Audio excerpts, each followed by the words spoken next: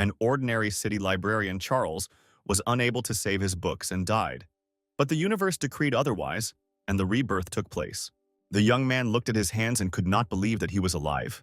An unknown world with new heroes and energies, myths about the horned dragon and his blood, greeted the young man cautiously.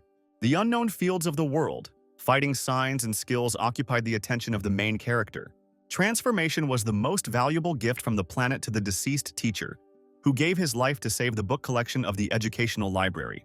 Charles was given a second chance, which he was not ready for, and simply started drinking. He did not remember parts of his current life, and this worried him a lot. In the new world, the young man moved to the rank of an unsuccessful teacher, the last in the ranking of university graduates. The young man was studying the situation, walking around the town trying to remember or understand individual episodes, when he unexpectedly ran into his former classmates, the best graduates Michael and his former girlfriend Mary. The main character was drawn to the library building, but the keeper Ron, for some unknown reason, did not want to let him inside. Charles had the impression that in his new life, he had more enemies and haters than in his previous one, and he could not confirm his status as a mentor since all the students were taken by his classmates. The young man decided to completely change his second life so that everyone would recognize and respect him. The decision abruptly changed the young teacher's shell. Suddenly, he found himself in a huge space, surrounded on all sides by cabinets and shelves, completely filled with thick volumes. One of the books flew past and fell into the hands of the surprised young man, suddenly lighting up his mind with fresh ideas and sending him on a search for disciples. Charles encountered the young pink-haired beauty Sandra, puzzling the girl with information about her leg injury, which prevents her from winning. Then the spearman Alan, suffering from his heroine's unrequited feelings. Blonde Alex became an unexpected gift from his competitor and enemy Jacques. The clash of two personalities led to the proud and wayward Princess Monica becoming his student. Four young men, each choosing a teacher for their lives, never expected that it would be Charles, unknown and disrespected by everyone, who would be given their signatures.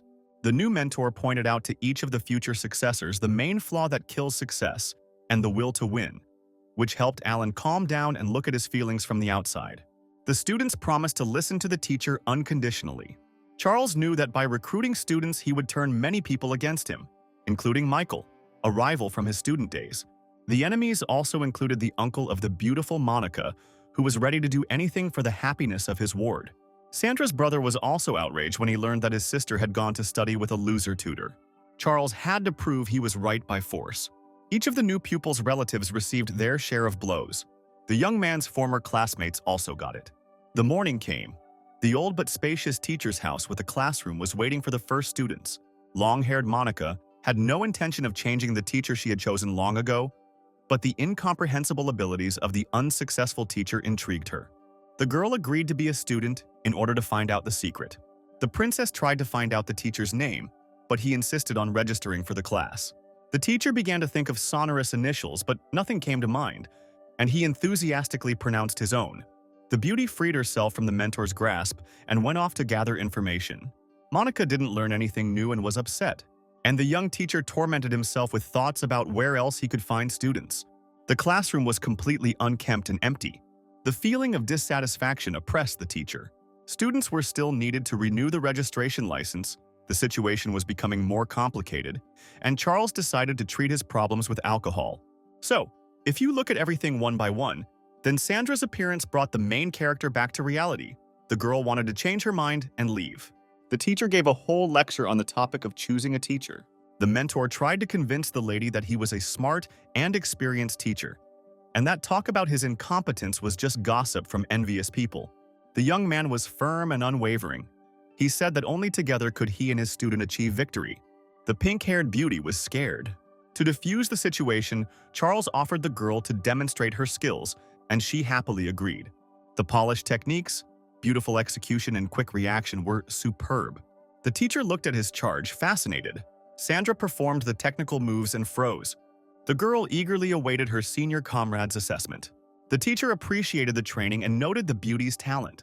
The student was disappointed because her mentor did not notice the leg injury that prevented her from moving fully. Charles was upset. He did not understand how he had missed such an important fact, and tried to smooth over the situation. Sandra became interested in who and what could help her. The young teacher instilled hope in the girl, And this is one of the main conditions for victory. The beauty's eyes sparkled and she smiled. The main character convinced the future student that there were very few teachers who could help her, and he was one of them. Charles said he was currently recruiting a small group of students and classes would begin soon. The plan worked, and the girl asked to register her for the course. The guy immediately took out the license plate. The contract was signed. Charles now had his first official student on his list. The young teacher reminded that classes would begin in the coming days. The happy girl ran to share the information with her relatives. The teacher was also happy about his small victory.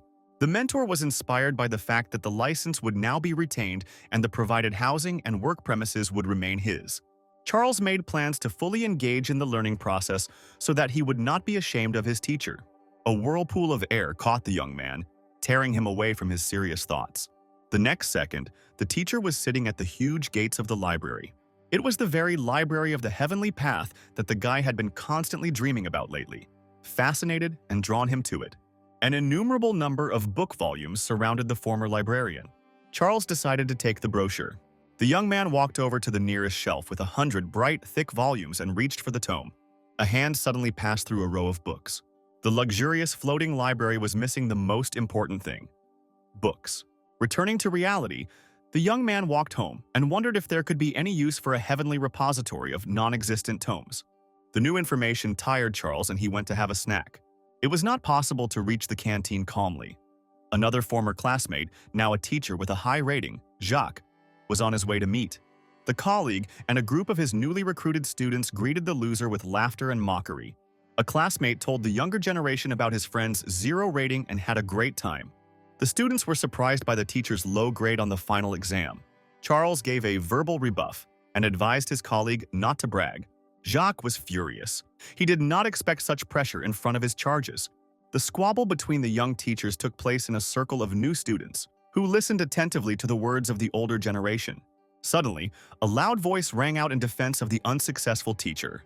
Sandra walked into the crowd, followed by her elderly relative, who was barely keeping up with her. The man tried to persuade the girl to change her mentor and refused to study in the losers class. Jacques took advantage of the situation, laughing that the girl was going to leave her master before she even started studying. Charles intervened in a dispute between a young student and a relative, asking whether her desire to leave the class was correct.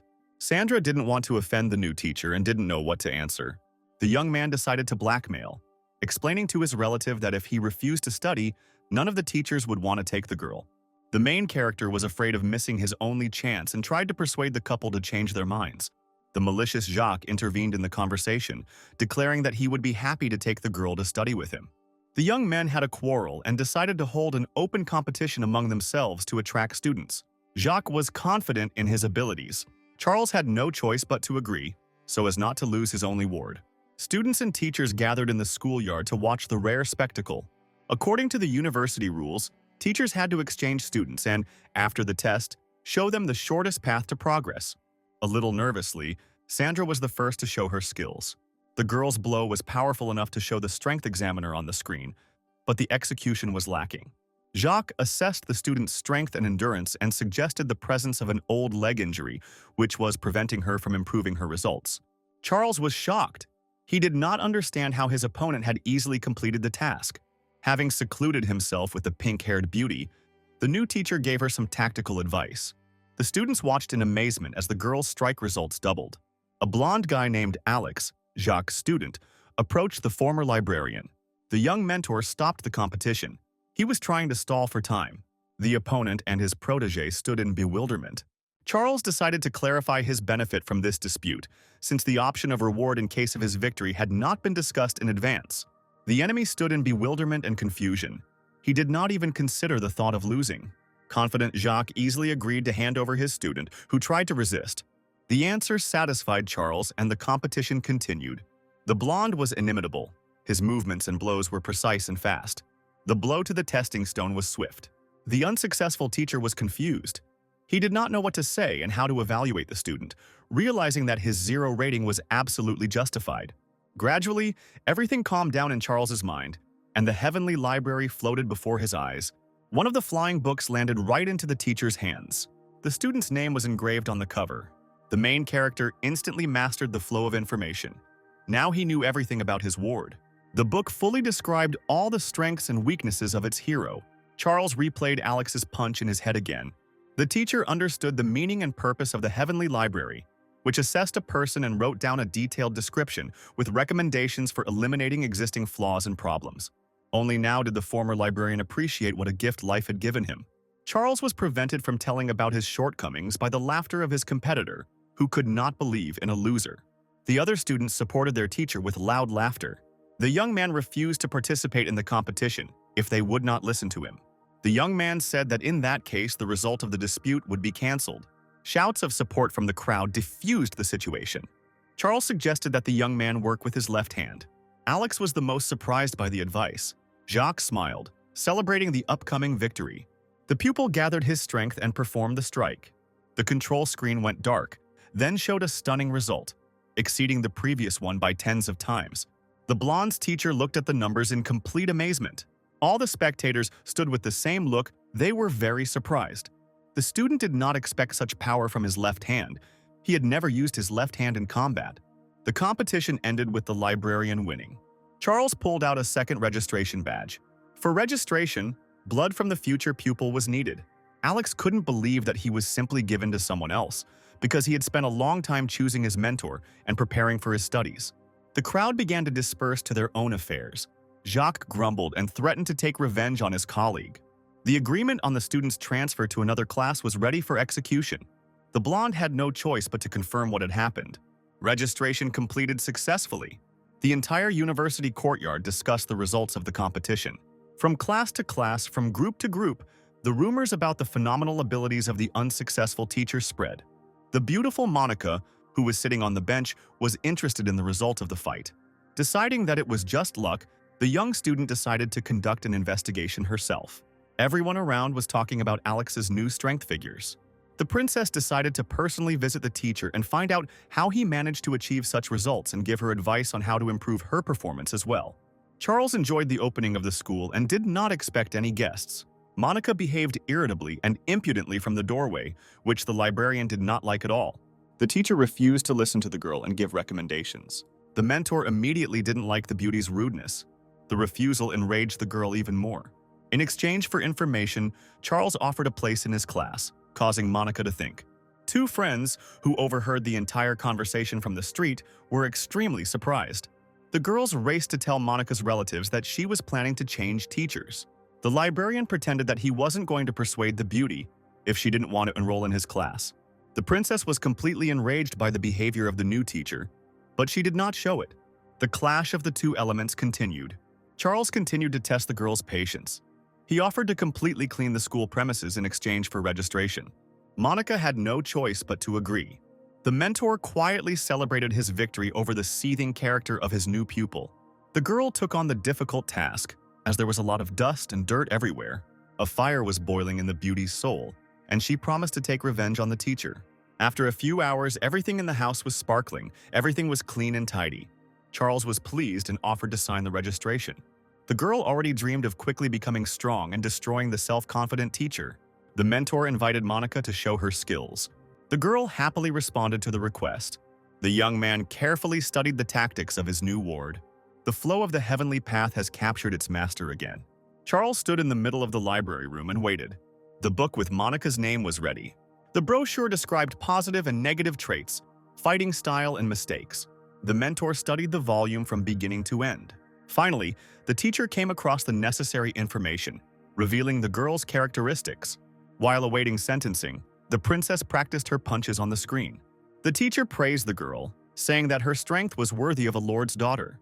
Monica asked to point out her shortcomings, hiding behind her back a crystal that records information. The girl hoped to use the magical recording against the teacher. The teacher's answer was stunning. The beauty couldn't believe it. According to the librarian, the lord's daughter was ill, which she categorically denied. The conversation dragged on, everyone insisting on their own. Monica insisted that she was perfectly fine. Charles reminded the student of the pain points that must often bother her. The teacher kept silent about the girl's less-than-angelic character and constant irritability. What was said shocked the student. Her teacher turned out to be right. The mentor was jubilant. He managed to tame Monica's tough temper. The pupil became thoughtful and asked if there was a solution to her problem. The teacher's experience grew in the girl's eyes instantly. She began to believe everything that was said and promised to come to classes. During the lessons, the mentor promised to teach her how to cope with her shortcomings. The information received was not for wide distribution, and the librarian reminded about the recording of the conversation. Monica was surprised by the teacher's knowledge. She did not want to reveal her secret and broke the crystal. The girl began to trust her mentor more and more. The teacher went to training, reminding the student once again about attending classes. Suddenly, an angry man appeared in the distance. It turned out to be Monica's uncle, who was extremely unhappy with the change of teacher and was eager to sort things out. The beauty was surprised by the sudden appearance of her relative and his mood. The uncle tried to convince the young man to exclude the girl from the lists, threatening to get the teacher fired. Monica's words discouraged him. She admitted that she had chosen the new teacher herself. The Lord's daughter insisted on her choice. The family quarrel was escalating. No one wanted to give in. The girl's relative was furious. The man did not calm down.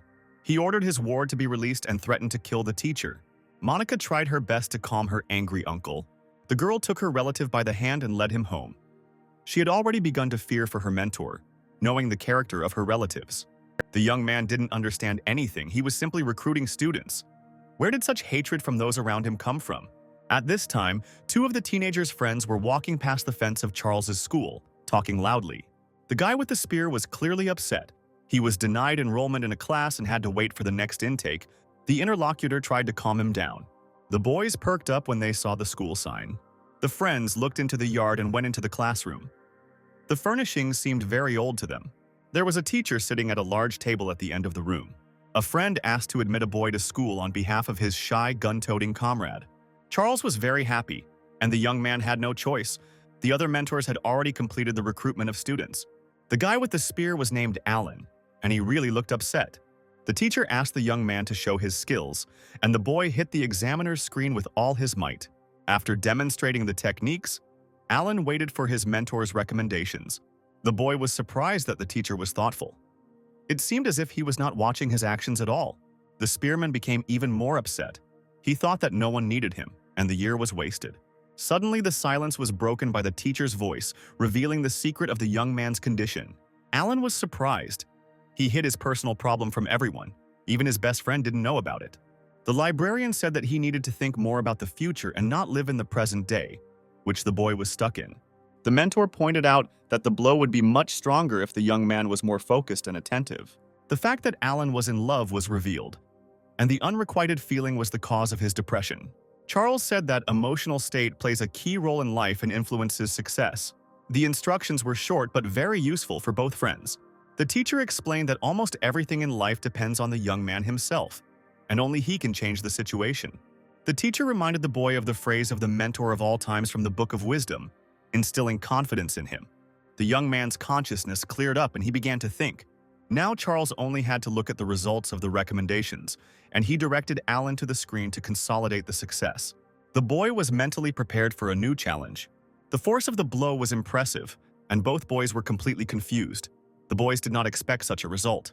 The friend couldn't believe his eyes. Alan improved his performance more than twice. The young man thanked the mentor for the recommendation and asked to enroll in his class. My partner was secretly worried that he himself had not gotten into this school. The teacher's name confused the boys. They had already heard about his rating at the university. The laughing mentor confirmed their terrible guess. The boys didn't know what to do. They didn't understand how a person with such low grades could be so wise. Charles told them the reason for his achievements, explaining that the heavenly library was guiding him on the right path. In gratitude for this advice, Alan signed up for the classes and promised to come to school in the morning. The friends went home to share their news. The main character was jubilant. He already had 4 students. The registration tokens ran out, and the young man went to the administrative building for additional signs. The teacher wondered why he only got 4 cards. Apparently, those around him did not expect great results from him. The librarian was approached by his first teacher, who currently held the position of head of the logistics department and responsible registrar of the institution. The man was accompanied by Charles's former classmates. The sight of the approaching company did not please the young man. They had humiliated him back in school, and judging by their mood, they were ready to continue their old entertainment. The protagonist tried to calmly explain the reason for his appearance in the administrative building, asking for new tokens. The information about the recruitment of 4 students made those around him laugh a lot. No one believed Charles's words. The young man suggested checking the database and making sure he was right. The former student and the head of the department argued over who would be right. Charles suggested that the loser receive 3 slaps as punishment. The administrator was very pleased with the option and happily agreed, anticipating the upcoming entertainment. The former classmates were happy to add a few more blows. The register of registered students lay on the counter, and the young people began to study the document. With each page turned, the boys' surprise grew. In the young mentor's registration book, there really were 4 students.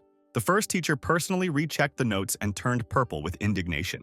As he read the students' details, the chief registrar's complexion grew darker and darker, the names impressing with their high status.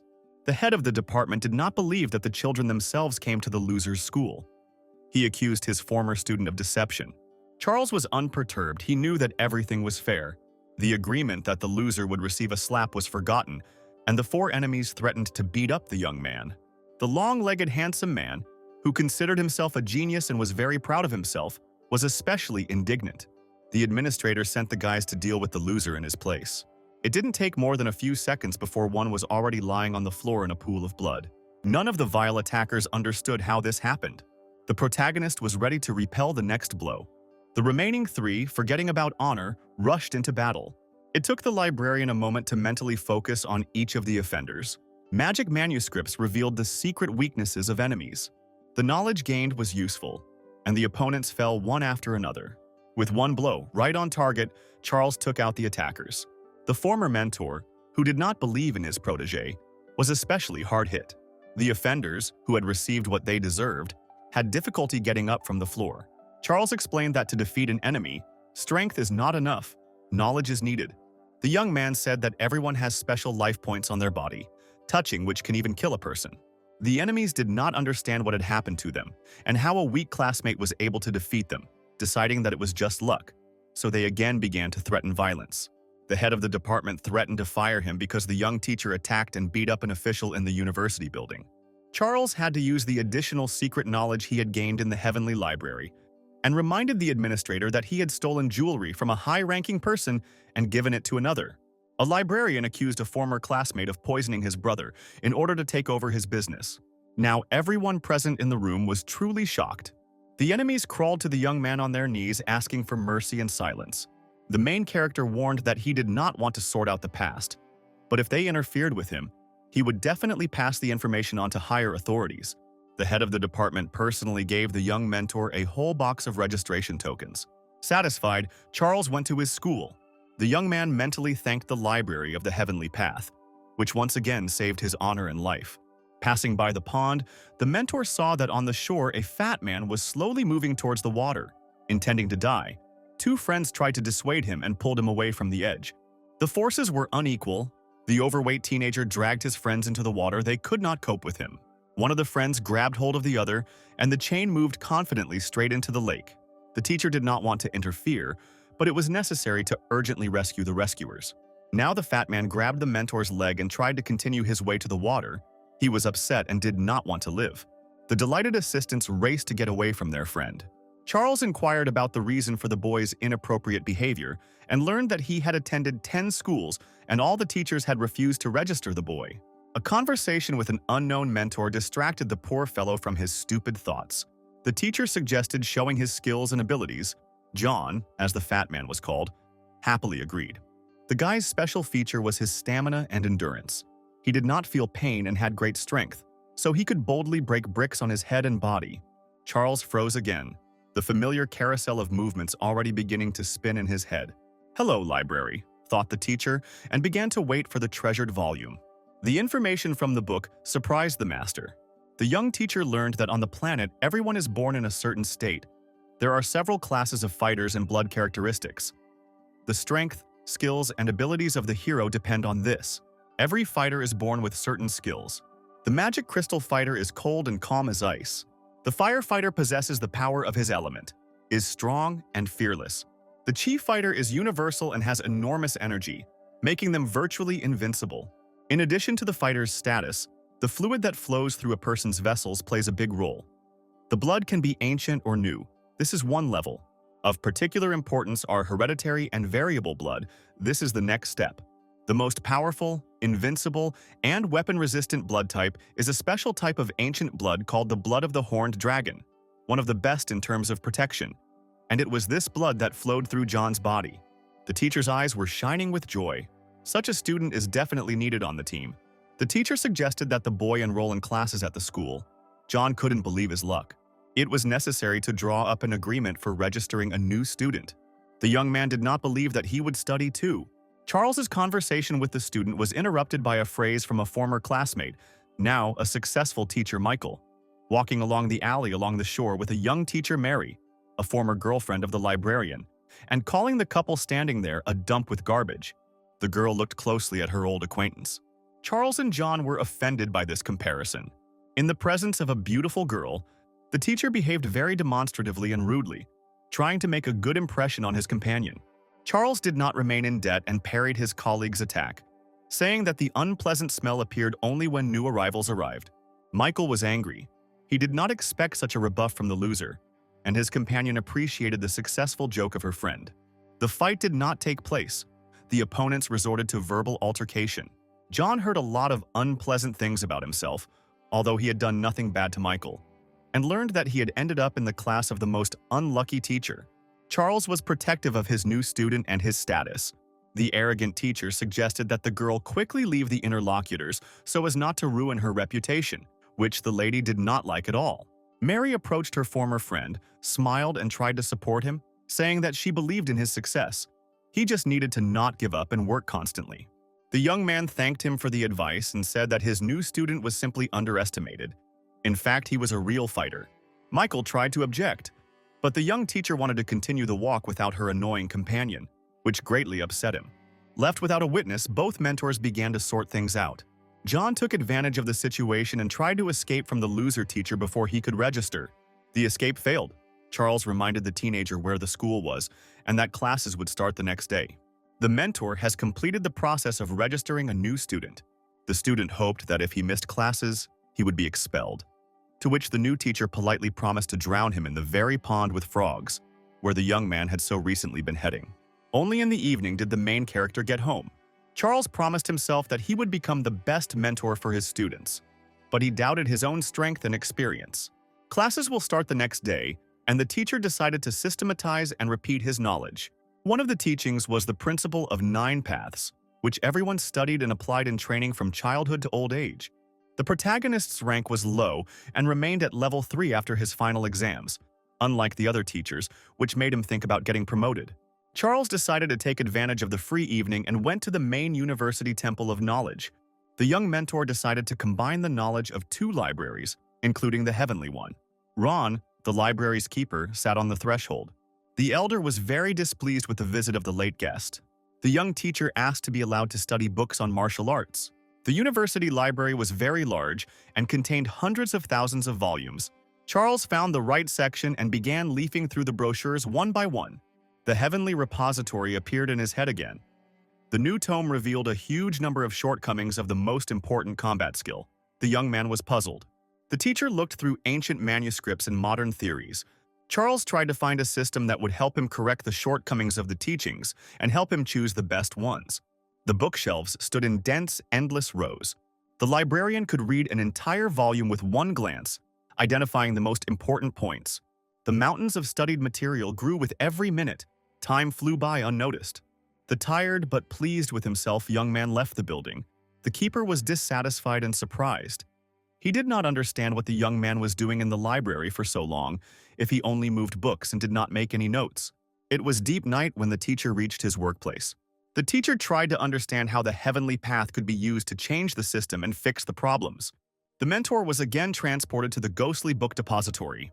The volumes studied by the young man flew in a circle, creating a single carousel. A large brochure fell into the boy's hands. Charles was amazed. All the information received that evening was systematized in a certain order, indicating shortcomings and describing recommendations for improvement. The book was a completely new teaching, previously unknown to anyone. The young man decided to call the new style the Heavenly Path, and this name immediately appeared on the cover. The next step was to understand the meaning and provisions of the concept. It seemed as if knowledge itself penetrated deep into the body. The The mentor focused completely on the theory and felt himself beginning to transform. Charles felt that his level of knowledge and protection, that is, his rank, had jumped from an average third to a high fifth. The young man tried to understand how perestroika happened. The young teacher realized that all the books he had studied in the evening, which were part of the generally accepted system, were concentrated into one, combining the best and correcting the shortcomings. The rules of life were such that in the existing teaching, there were 3 levels of chi energy, each including 5 levels and 4 sublevels. Charles realized that he had reached the highest level. It was necessary to check his guesses, and the teacher went to the power screen. The examination stone was ready to take the test.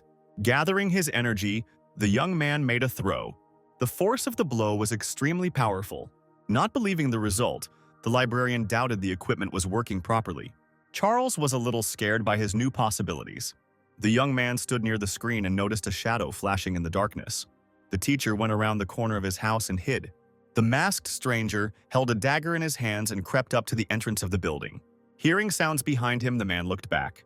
Charles realized that he had been noticed and that the fighter had come to sort things out with the owner of the house, that is, with him, and decided to play along, also calling himself the enemy of the owner. The stranger was full of anger and promised to deal with the stubborn teacher. The stranger suggested that the guy join forces and attack together, casually mentioning his name. The volume from the Heavenly Library was immediately nearby. The young man learned the enemy's rank and defense level, his weaknesses, and was determined to defeat the uninvited night guest. The men approached the gate. Charles distracted the militant's attention with a loud shout. Taking advantage of the confusion, the young teacher attacked his enemy. The stranger, not expecting the blow, fell and received a series of blows from which he was unable to defend himself. The librarian won easily because he knew the enemy's weaknesses. A few more fighting moves and the stranger finally gave up, his strength leaving him. Charles devised a plan to divert suspicion from himself. The young man casually mentioned the name of his ex-girlfriend, hinting to his opponent about his involvement with his classmates and successful young teachers, saying that he would deal with his offender himself without outside help. The stranger, who turned out to be Monica's uncle and came to take revenge on the teacher, realized that he could have been beaten by the young mentor's enemy, Michael, whom he had seen during the day irritably talking surrounded by Mary and Charles. Morning came, and the school hospitably opened its doors to its first students. 4 teenagers were sitting at the student tables. Only Monica was missing. The teacher began the lesson by studying the style of each student. Sandra was chosen first, as it was with her that the recruitment of teenagers into the class began. The girl was upset that she ended up with a loser and planned to change her teacher. The teacher retired with his student to the training room. The pink-haired beauty showed her main attack. The mentor's conclusion was short and impressive. The teacher explained that during an old battle, the enemy was able to hit the girl's power point, damaging the path of energy and blood to one leg, which is related to her condition. Sandra confessed that no doctor could solve her problem. Everyone was inclined to believe that the limb would remain damaged forever. The young teacher promised to correct the situation and help restore the lost strength. The girl, who was about to leave her teacher, realized that she had hope for healing and faith in her mentor. The teacher began the healing process immediately using acupuncture. Sharp needles, filled with the teacher's energy, flew straight at Sandra. The student's entire body was covered with prickly objects. Charles continued to send streams of power to his ward. The girl absorbed the purest energy and wondered where a teacher with a 0 rating could get it from, unless it was just a fabrication of those around her. The beauty felt that the strength in her leg had been restored and she became completely different. The student did not believe what was happening and thanked her mentor. Sandra was happy to continue her studies with her savior. While the teacher was busy, a conflict was brewing in the class. Left alone, the students decided to protest and collectively leave the hapless teacher. The sight of a smiling, happy classmate emerging from the next room was impressive. The young men doubted their decision. Suddenly, Monica appeared at the threshold of the classroom with her uncle William, whose entire face was bandaged. The man was going to be present at the classes and keep an eye on his ward and the learning process. Charles disagreed and asked the intruder to leave the classroom. Rage and anger boiled in the gaze and behavior of the young lady's bodyguard. Monica managed to throw her relative out the door so she could continue her studies. Alex was the next to go into the training room with the teacher. From the very beginning, the mentor stated that the blonde could not achieve high results because he was independently studying one of the techniques, which took away his main energy and caused irreparable damage to his body. The teenager was surprised by the teacher's knowledge and insight. None of the other teachers, including the most famous ones, noticed this. The librarian described in detail all the young man's mistakes. As a result of the existing shortcomings in the process of self-education, the boy developed health problems that could not be treated. Charles addressed each problem and explained the ways to resolve it, indicating that only through this would healing occur. Inspired by new knowledge, the student was ready to continue his studies and listen to his mentor without question. The teacher promised to help me overcome my shortcomings and master new techniques. Another delighted student was on the librarian's team. The two remaining guys looked hopefully at Alex as he left the hall. The first phrases shocked the young men. The blonde had no intention of leaving school and steadfastly defended the teacher. Monica was third on the list of students tested. Charles revealed to the girl the secret of birth and possession of great life energy, promising to choose for her an individual style, taking into account her inner strength and to cope with the existing disease. Having thanked the teacher, the beauty went to class. John quickly took the mentor's side after listening to his recommendations. He had already managed to study the literature given by the teacher and did not know how to thank fate for meeting him. The fighting spirit of the young spearman was also broken instantly, as soon as the conversation turned to Alan's abilities and the possibility of changing his relationship with the stranger.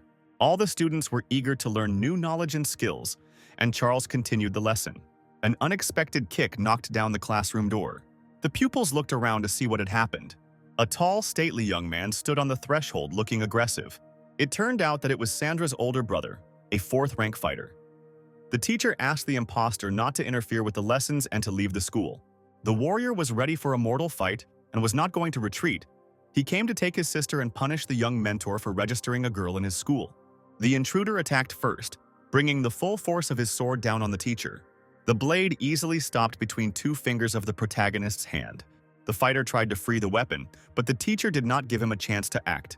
He held the blade firmly and with one movement of his hand sent the bully out of the gate. Uncle William heard the noise of the battle, looking out from behind the front door and rejoicing that the mentor would finally be punished. The warrior landed on the slightly opened door, crushing Monica's relative standing behind it. Groans and angry cries did not prevent the main character from continuing his lessons. The teacher easily dealt with the attacker, demonstrating his true strength.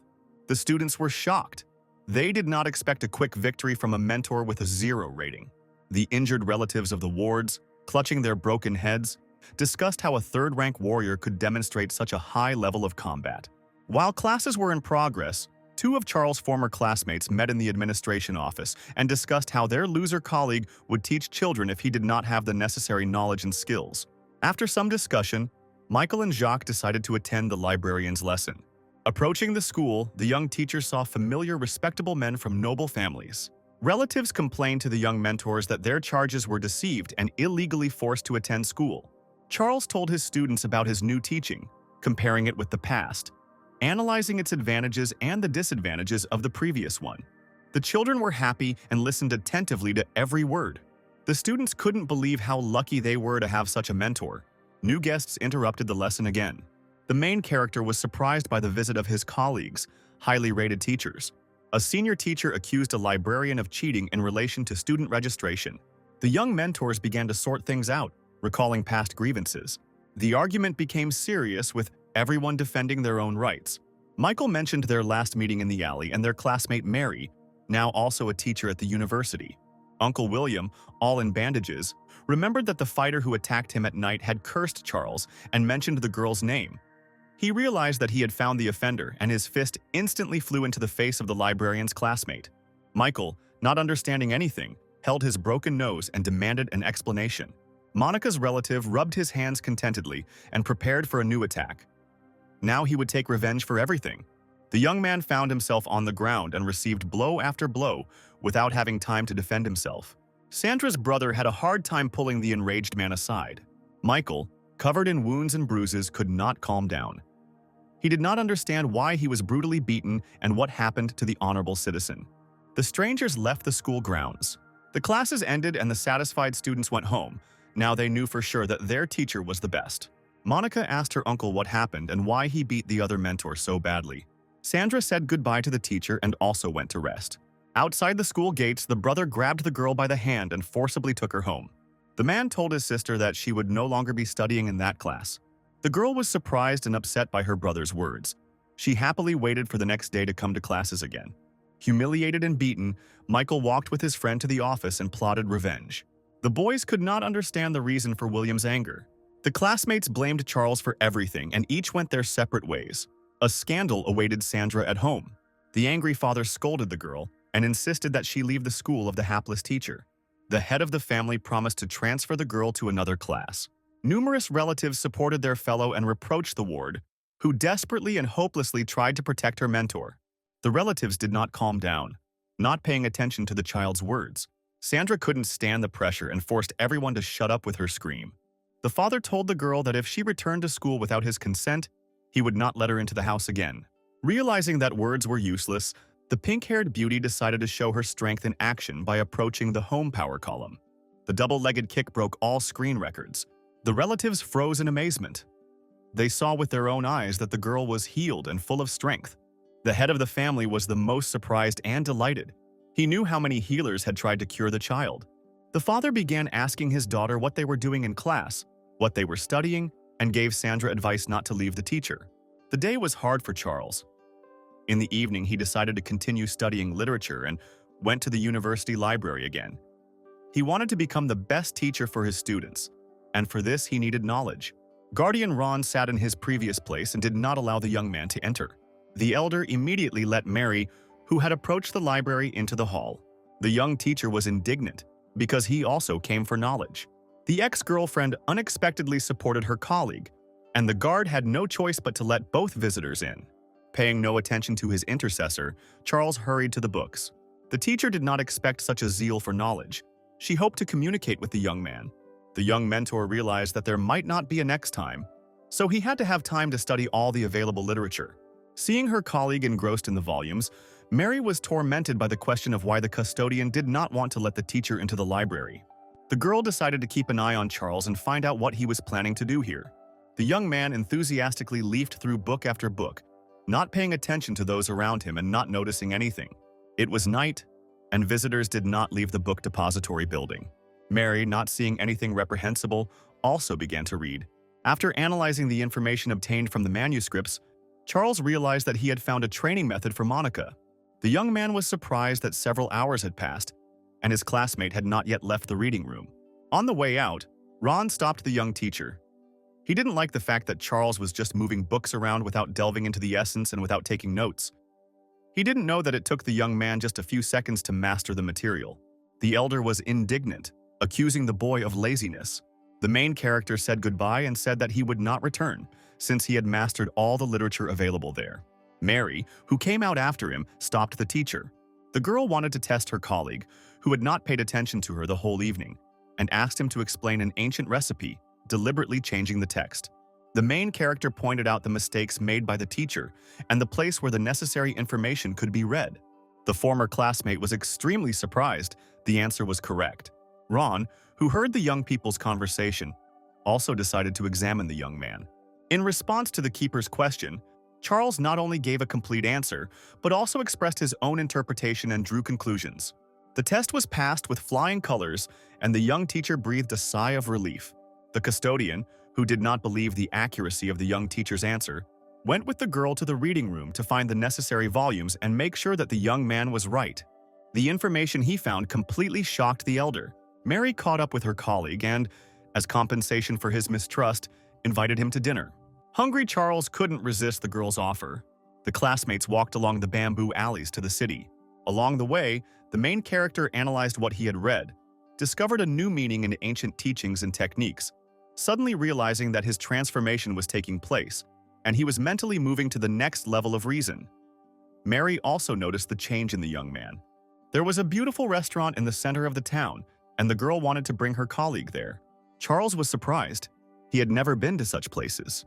The couple who came in for dinner were seen by the young man's old enemies sitting at the table. Michael had repeatedly invited the beauty to his favorite establishment. She had always refused, and now she was going to the table with the loser. A plan for revenge began to spin in the heads of his classmates. The happy and satisfied librarian thanked him for the delicious treat and got ready to go home. The restaurant manager, who personally greeted and served all the guests, brought the bill, and the girl was stunned. The price of the dinner was exorbitant. The wine, which they had not ordered, cost a fortune, and the attendant demanded payment immediately. Michael intervened in the conflict, planning to shame the enemy and appease the unapproachable beauty with his noble act. Mary was surprised by the appearance of her colleague. His incorrect words and behavior only offended her. The teacher refused the offered help. As payment, the girl gave the manager a family talisman, which was several times greater than the cost of the ordered food. Michael and Jacques realized that the plan had failed. Charles, who had been standing quietly to the side and not taking part in the conversations, realized that it was time to act, and he could not allow Mary to lose the precious relic. The main character accused the restaurant workers of cheating in the preparation of exquisite dishes and their cheap counterfeiting. The assembled visitors listened with interest to the newly discovered facts. The expensive wine also turned out to be of low quality and poor quality. To prove his words, the young teacher conducted an experiment with fire, substantiating the validity of the accusations. Angry restaurant guests and passers-by attacked the manager, demanding compensation for moral and material damages. Charles's enemies also got into trouble, having started the conflict, and suggested that the service staff, supposedly by accident, bring an extra drink to the table. Mary was once again surprised by the young man's knowledge and questioned the negative results of his final tests. The young man mentally thanked the heavenly path for its help, the dispute was won, and they got dinner for free. Having said goodbye to his colleague, the main character headed home. The girl caught up with the guy to thank him for saving the family treasure. She couldn't understand why he wasn't paying any attention to her. The couple's conversation was interrupted again by an offended Michael.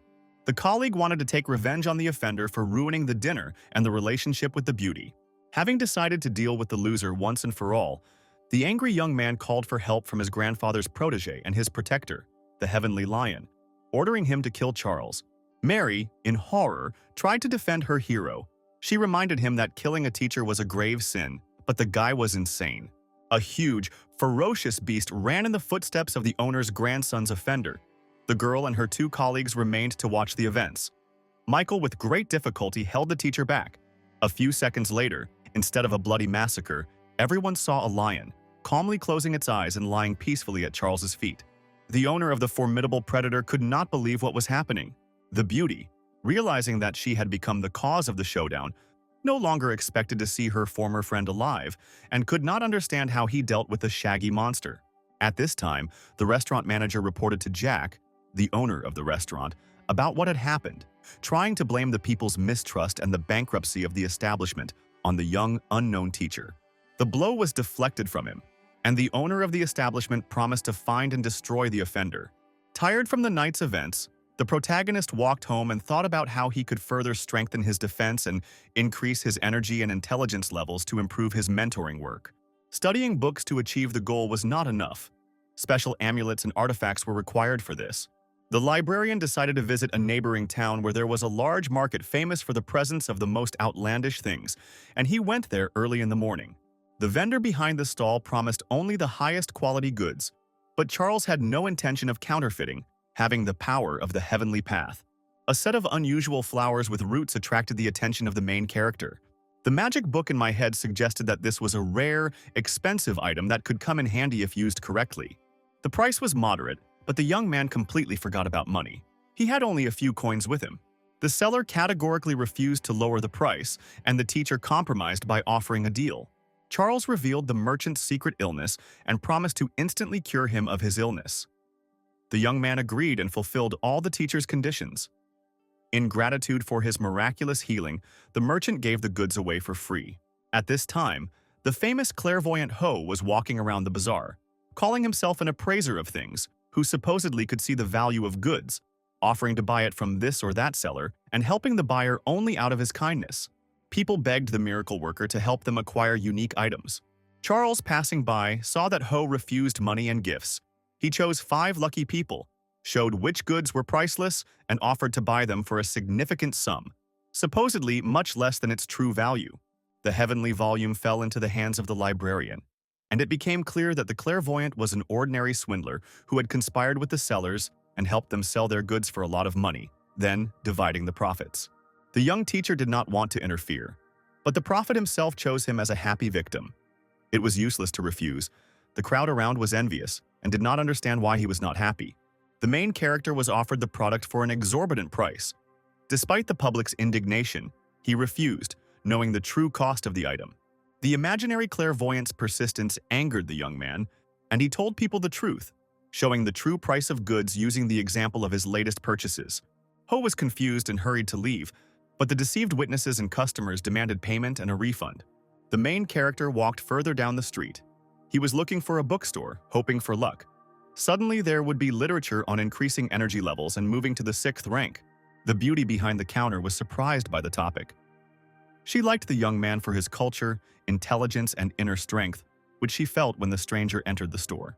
The girl agreed to help, advising him to contact the emperor's teacher himself, who lived in this town and owned a large personal library, and walked the guy to his house, warning him that the master liked to arrange tests and exams. The wise mentor of a high-ranking official lived in a modest building, refusing a place in the palace. The interlocutors had not yet reached the gates when they were overtaken by a young rider on a beautiful white horse. It was Lucas, the youngest son of the head of state. Having dismounted, the handsome man was indignant that his friend Dorothy had brought a stranger to visit the teacher.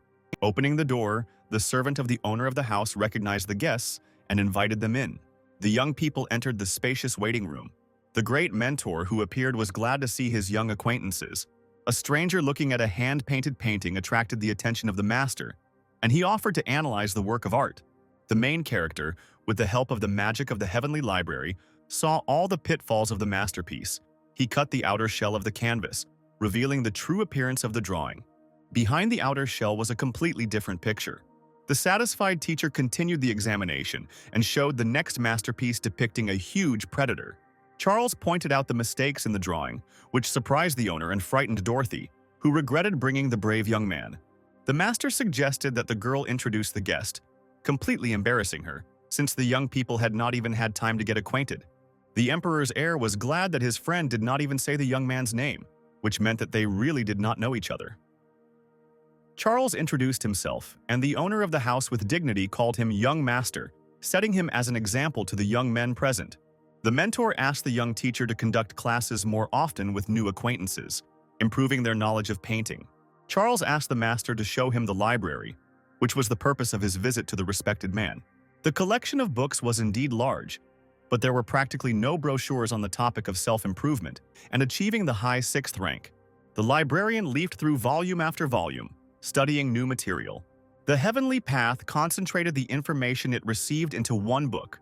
It turned out that all internal ki energy depends on the strength of the body and the level of development of thinking. Only by jointly developing all these aspects can one achieve high results. A new impulse of energy captured the main character. He realized that a restructuring had taken place, and thanks to new knowledge he moved to the next level. The master himself noticed the changes in the guest and inquired about the young man's well-being, lightly touching his shoulder. Charles just turned around, and the owner of the house flew into the corner of the room. The wise mentor realized that the young man had gone through the process of promotion and had not yet adapted to his condition and new strength. In order to determine the protagonist's energy level, the master suggested testing his strength on the examination column and conducting training with Lucas, who holds the 5th rank. The librarian agreed to participate in the fight, but decided to use his new power at half capacity. Even a small effort was enough for the young man to knock out the prince. Lucas refused to continue training due to concerns about his health. Charles didn't realize what level he was on because he had really changed so much. A prepared force column awaited the subject. The young teacher was ready and hit the screen. The result he got exceeded all expectations, exceeding the previous one tenfold. The master was glad to meet the outstanding young man and invited him to visit occasionally, having learned that he was from far away. The young man thanked his mentor and said goodbye. Walking down the street, the protagonist thought about his level, guessing that he was between the 5th and 6th ranks. The teacher's thoughts were interrupted by a crowd of men following the young man. The young master recognized the swindler Ho, who was accompanied by several fighters. These were the same sellers who failed to get money by deception. Now the gang was thirsty for revenge. The first to come out to sort things out was the thug, who promised to deal with the whistleblower very quickly. A few seconds later, Charles hit the giant's vital point, leaving him no chance of victory.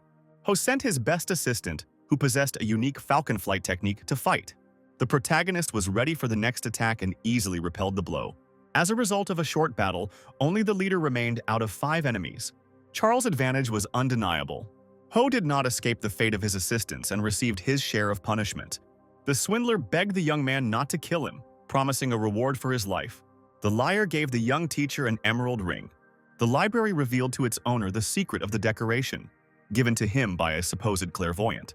The item was a portal to a vault of treasures that Ho had obtained through deception and lies.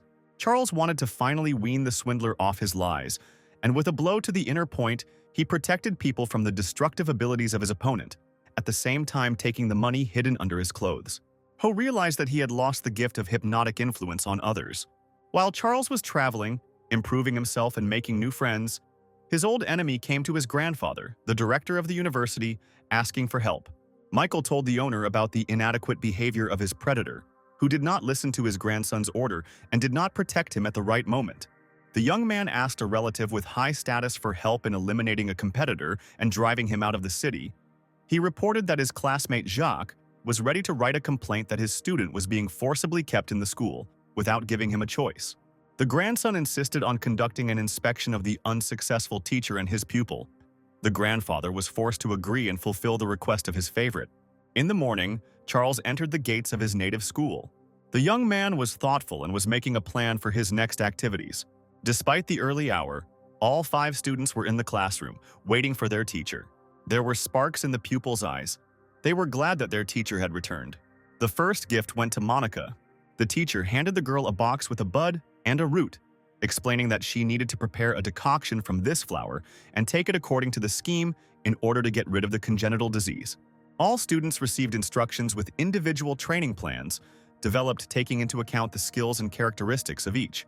The mentor allowed them to come up with a name for their tactics themselves, which particularly amazed the teenagers. It was the most valuable gift from the teacher. Before starting training, the students thanked the teacher. For a long time, Mary hesitated to meet Charles again and go to his school, not understanding why he himself did not show her signs of attention. The desire to see her former friend was stronger than her pride, and the girl went to visit. At the familiar gate, she met a man and was afraid for the young man. The brave girl asked the stranger who he was and what he was doing near the school. Monica's uncle, who was waiting for his charge at her direction, outside the school grounds, recognized the teacher. Having decided to take revenge for all the insults and wounds, William thought that he could easily deal with the beauty by attacking her. But the young lady turned out to be prepared, and the fight began. A satisfied Michael and his friend also went to the loser's school to report that the administration was calling him and his student for testing. The young men made plans for revenge and rejoiced in victory in advance. William's fight with the girl at the entrance gate made his colleagues stop. The man realized that the fight would not be as easy as expected. Mary knew the techniques and knew how to control her body. Michael rushed into battle to help his classmate. The battle between the men was fierce, with the young fighter taking the brunt. Monica's relative was angry. He was still weakened by previous battles and did not expect help from the girl, who took this as a special prank to attract her attention to the young man. William, having assessed the strength and fearing a simultaneous attack from several sides, retreated, finally knocking Michael out with one blow. Jacques tried to bring his injured friend back to his senses and support him. A disgruntled Charles appeared and asked what the uninvited guests were doing at the gates of his class. The loser's enemies informed him that the university administration had invited him and his student to the detector tower for immediate testing. The young teacher heard that there was a building where various checks were carried out, including monitoring the influence of the teacher on the will of the students, allowing one to find out their true relationship with each other, and to exclude the retention of a ward in the school against his will. The test subject was to be Alex, who had previously studied in Jacques' class. In the tower, while waiting for the inspection procedure, 2 elders of the school tried to understand what was happening and why Charles might have behaved inappropriately with the student. Mary went into the building with everyone else. She was very worried about the main character. She liked him. Jacques expressed his complaints to his opponent and asked for a trust level check. The university director announced the condition that the losing teacher would leave the city forever. Charles asked for the punishment to be increased by stripping the loser of his title of teacher and subjecting him to physical punishment in the form of lashes.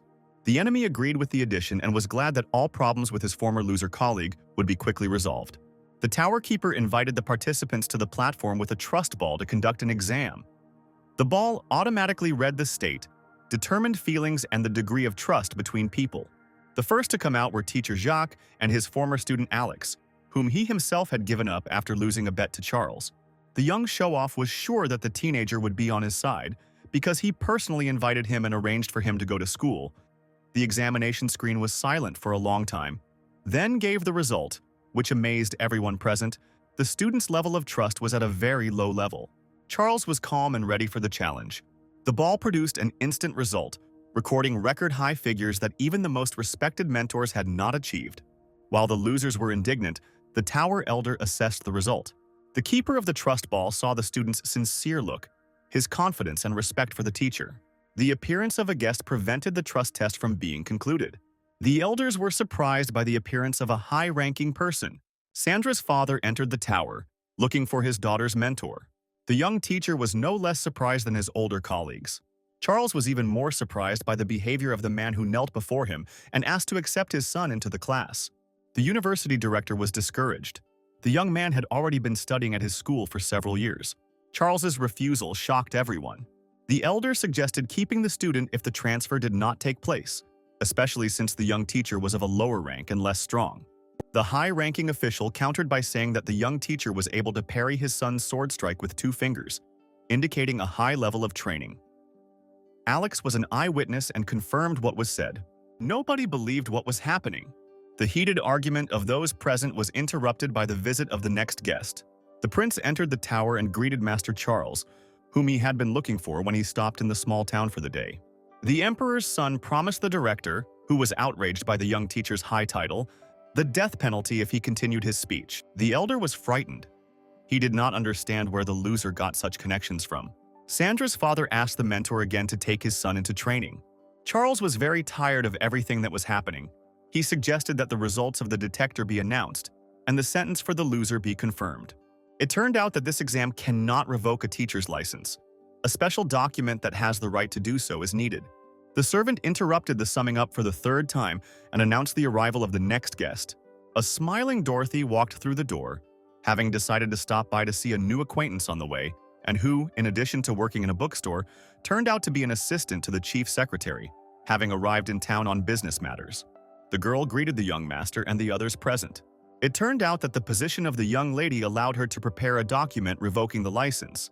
Everything worked out well for Charles, who told the new guests about what was happening in the tower. Jacques was devastated. He understood that without the status of a teacher, he was of no use to anyone. Mary could not understand how such a respected person and competent teacher failed the final exam, received a negative grade, a low level, and a negative review. The prince and his young friend confirmed that the rank of the young master exceeded the level of everyone present. The keeper of the tower suggested that the exam result was deliberately changed, and that the headmaster was involved in this fact, changing the outcome in favor of his grandson, thereby forcing Charles to suffer and listen to the bullying of others. The elder tried to deny the facts and explain what happened, but no one believed him. Only Charles's former student, who was declared insane and ran away from his teacher, could save him from shame. A servant was sent for Liam, who was now studying at the school of the famous teacher Mason. The student arrived promptly and was ready to answer all questions. The director began to ask the guy about his previous mentor and everything that happened. Charles confirmed the young man's words about his teaching methods, which led to Liam losing his mind.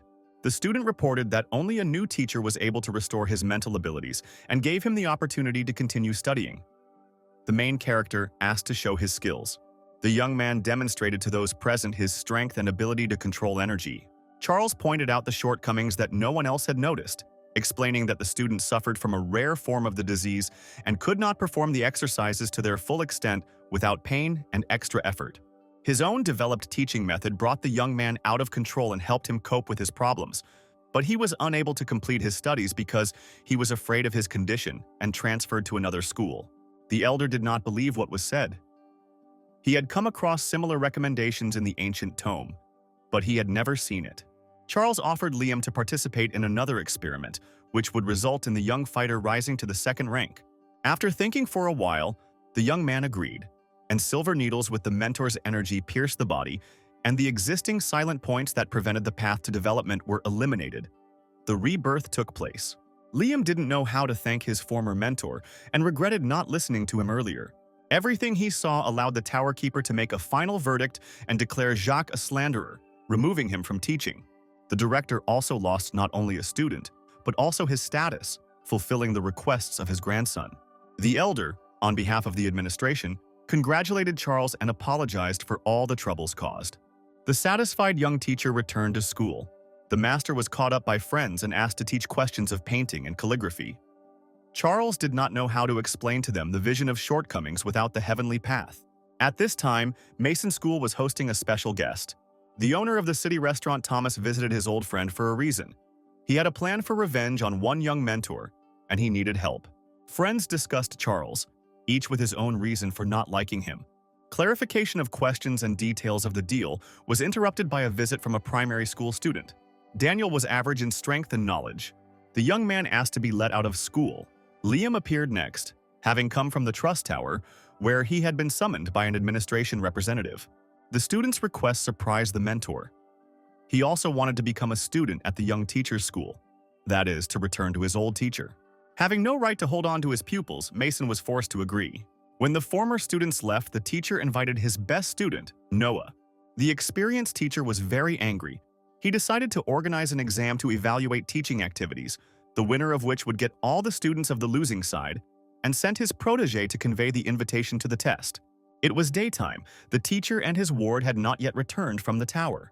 Charles's students were worried about their teacher. Suddenly, the door to the classroom flew into pieces, and an unknown red-haired young man appeared. The guy introduced himself as a student at the best Mason school. Noah asked to pass the invitation to the exam to the loser teacher and advised him to refuse the test, since their teacher had no chance of winning. The indignant students tried to defend the honor of their beloved teacher in battle, but the red-haired man scattered all the inexperienced fighters one by one. Charles and Alex were returning from the tests and managed to catch the enemy.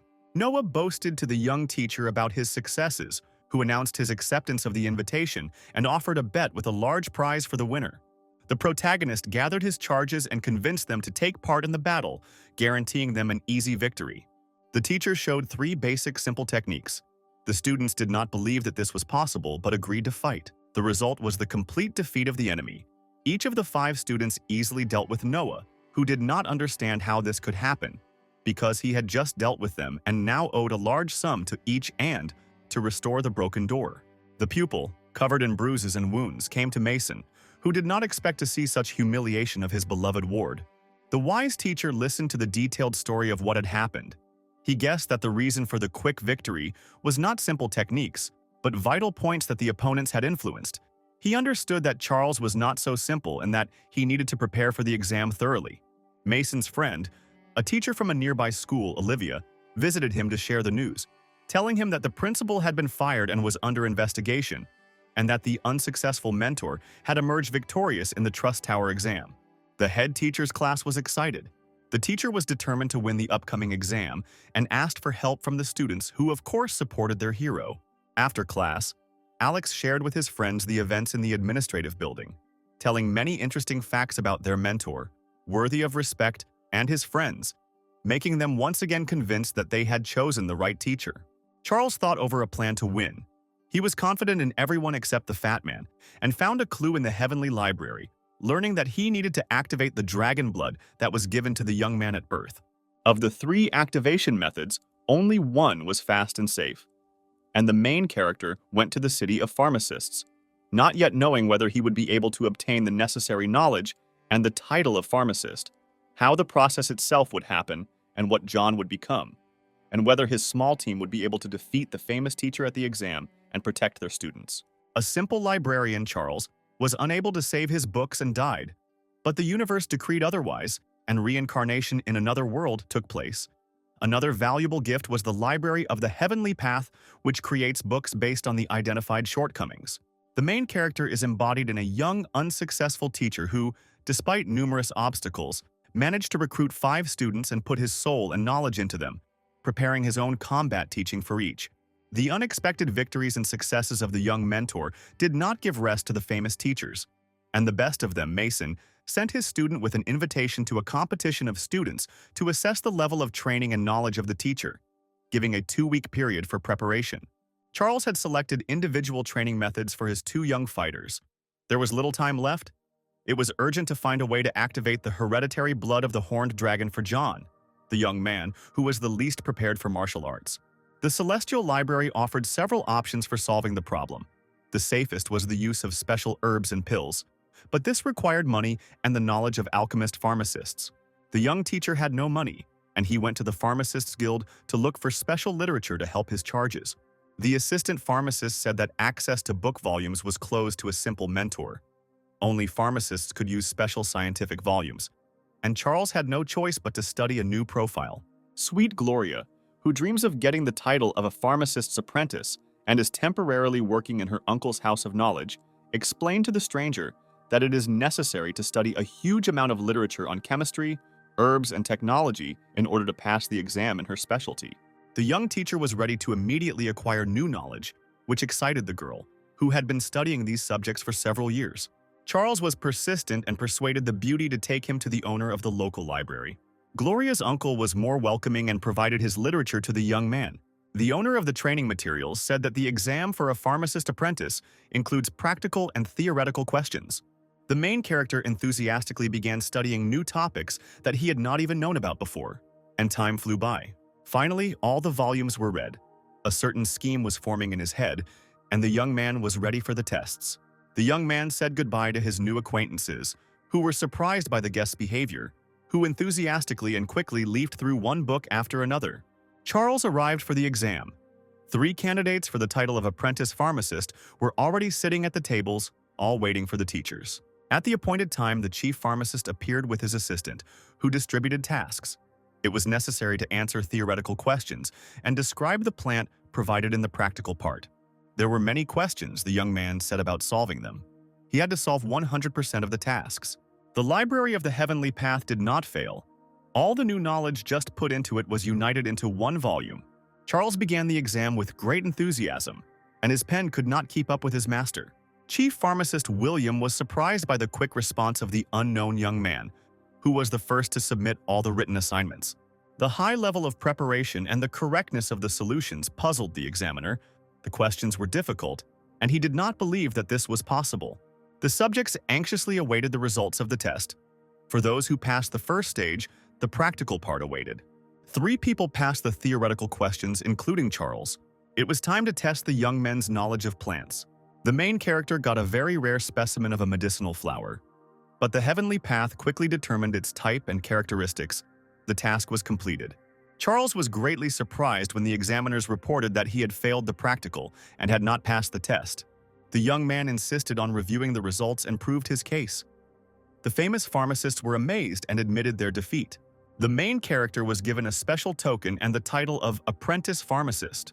The leading specialists were surprised that the young man took his status calmly and asked for access to specialized literature available only to pharmacists. To gain full access, Charles was willing to pass the next exam, which was an interview with all the top alchemist experts in the state. The chief pharmacist and his colleague were simply shocked. They did not expect such impudence from the young man. It was practically impossible for even experienced specialists to pass this level. The young man convinced his mentors to start preparing for the next exam and went to improve his theoretical knowledge.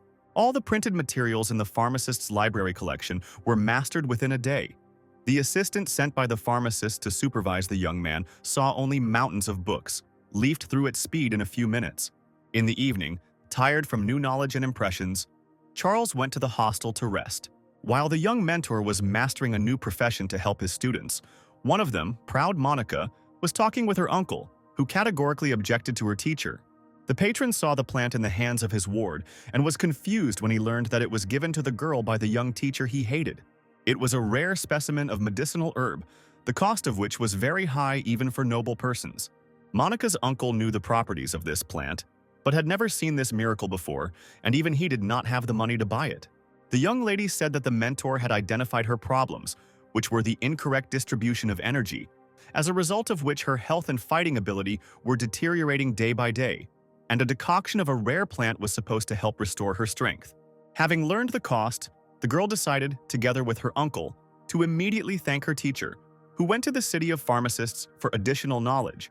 The inspired relatives immediately headed to the Pharmacists Guild. Upon arrival, Monica learned from a girl in the small library that her mentor was taking an exam to confirm his status as a pharmacist's apprentice. The princess's uncle was surprised. He understood how much a specialist in the pharmaceutical business must know and be able to do. Gloria told her guests that Charles had prepared quickly and was determined to succeed, which she doubted, as the exam was extremely difficult.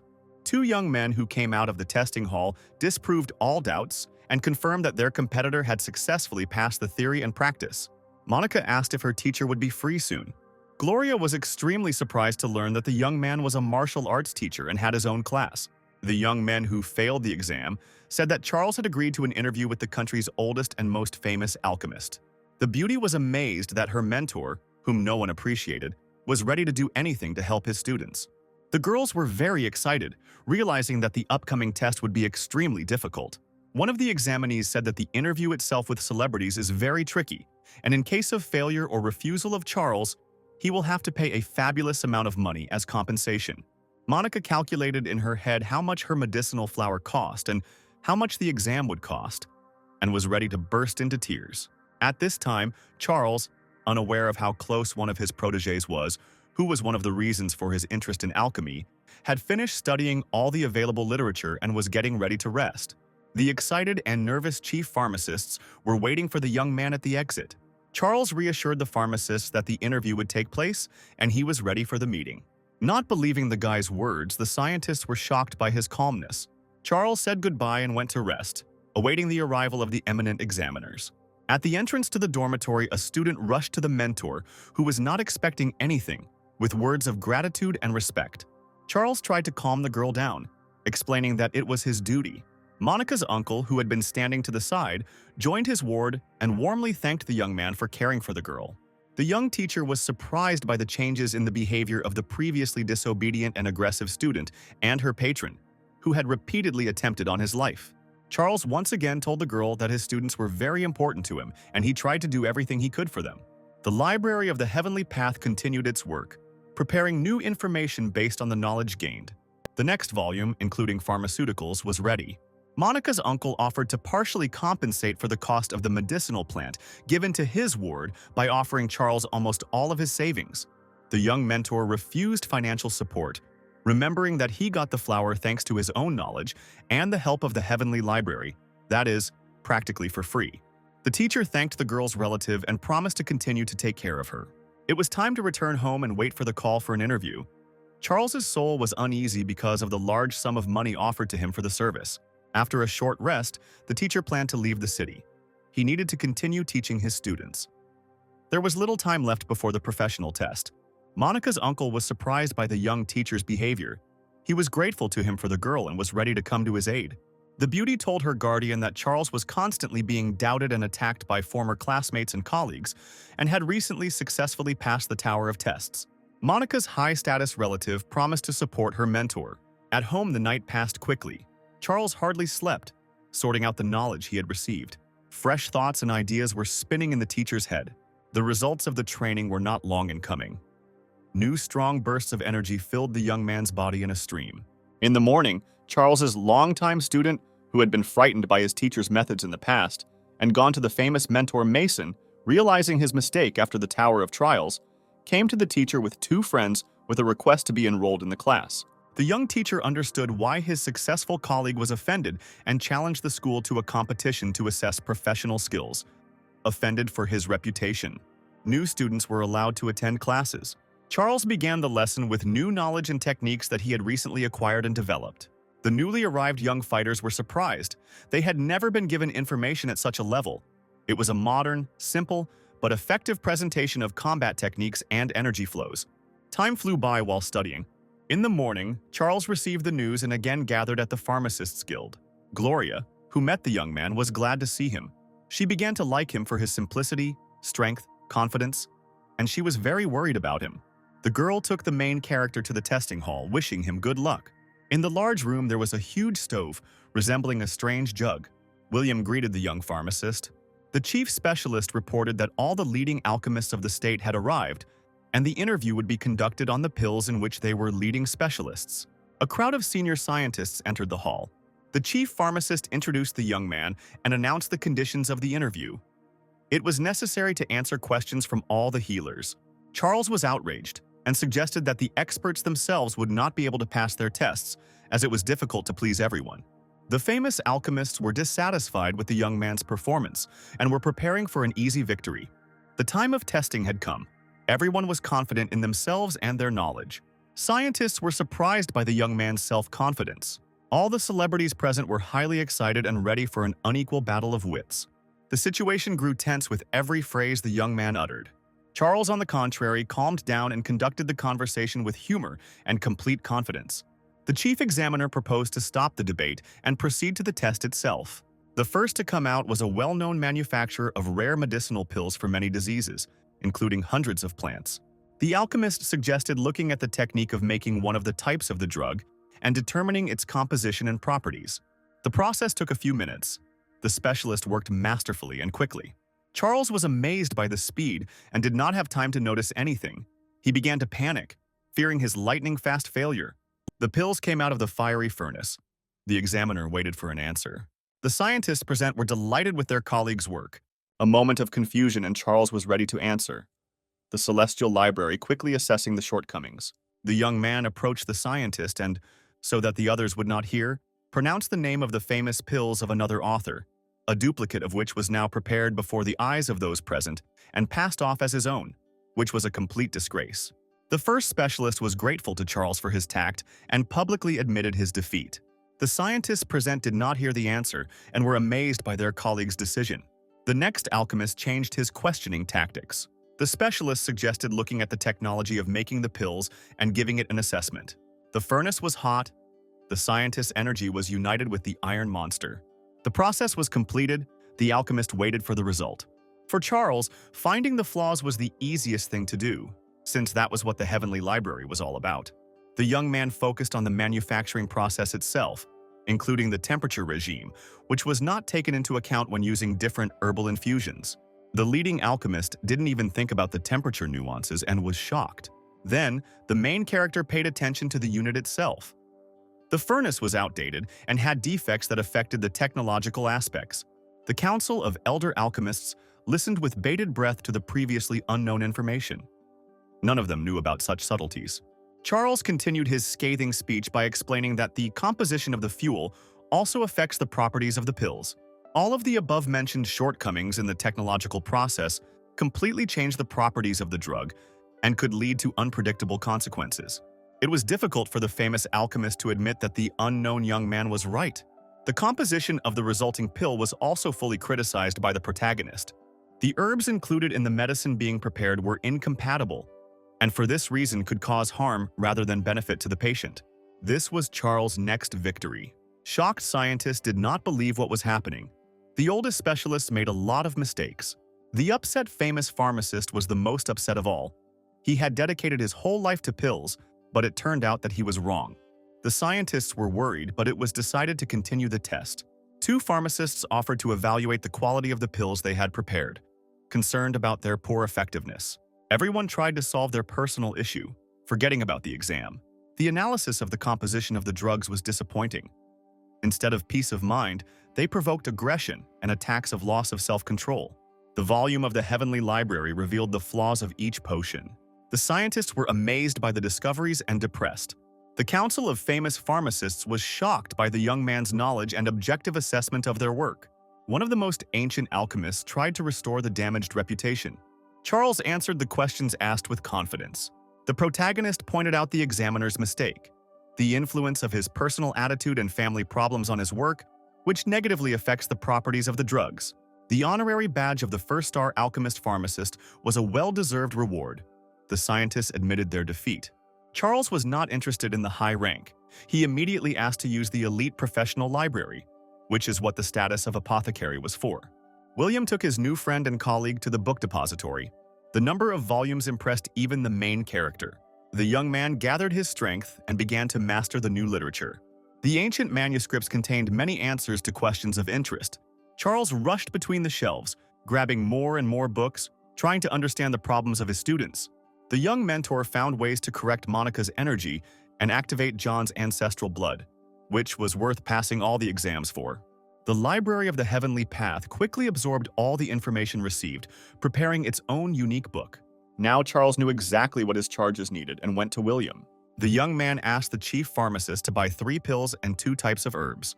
The specialist's answer shocked the teacher. Delivery times were up to 10 days, and the price was exorbitant even for eminent high-ranking officials.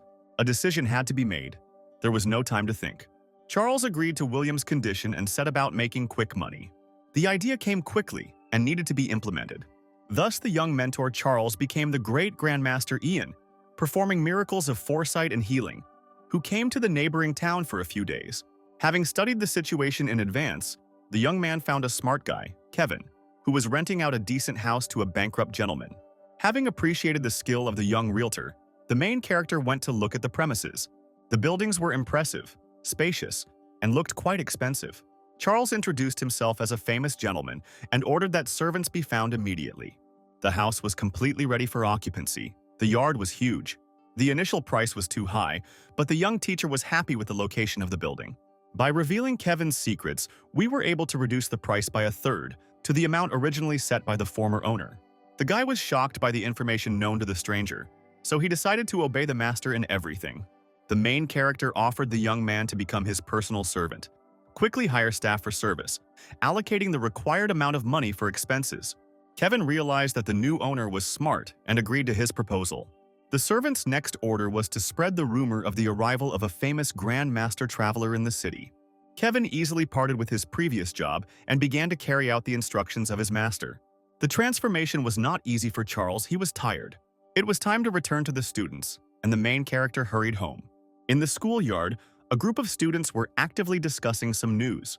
Alex handed the teacher a list of future opponents participating in the upcoming tests.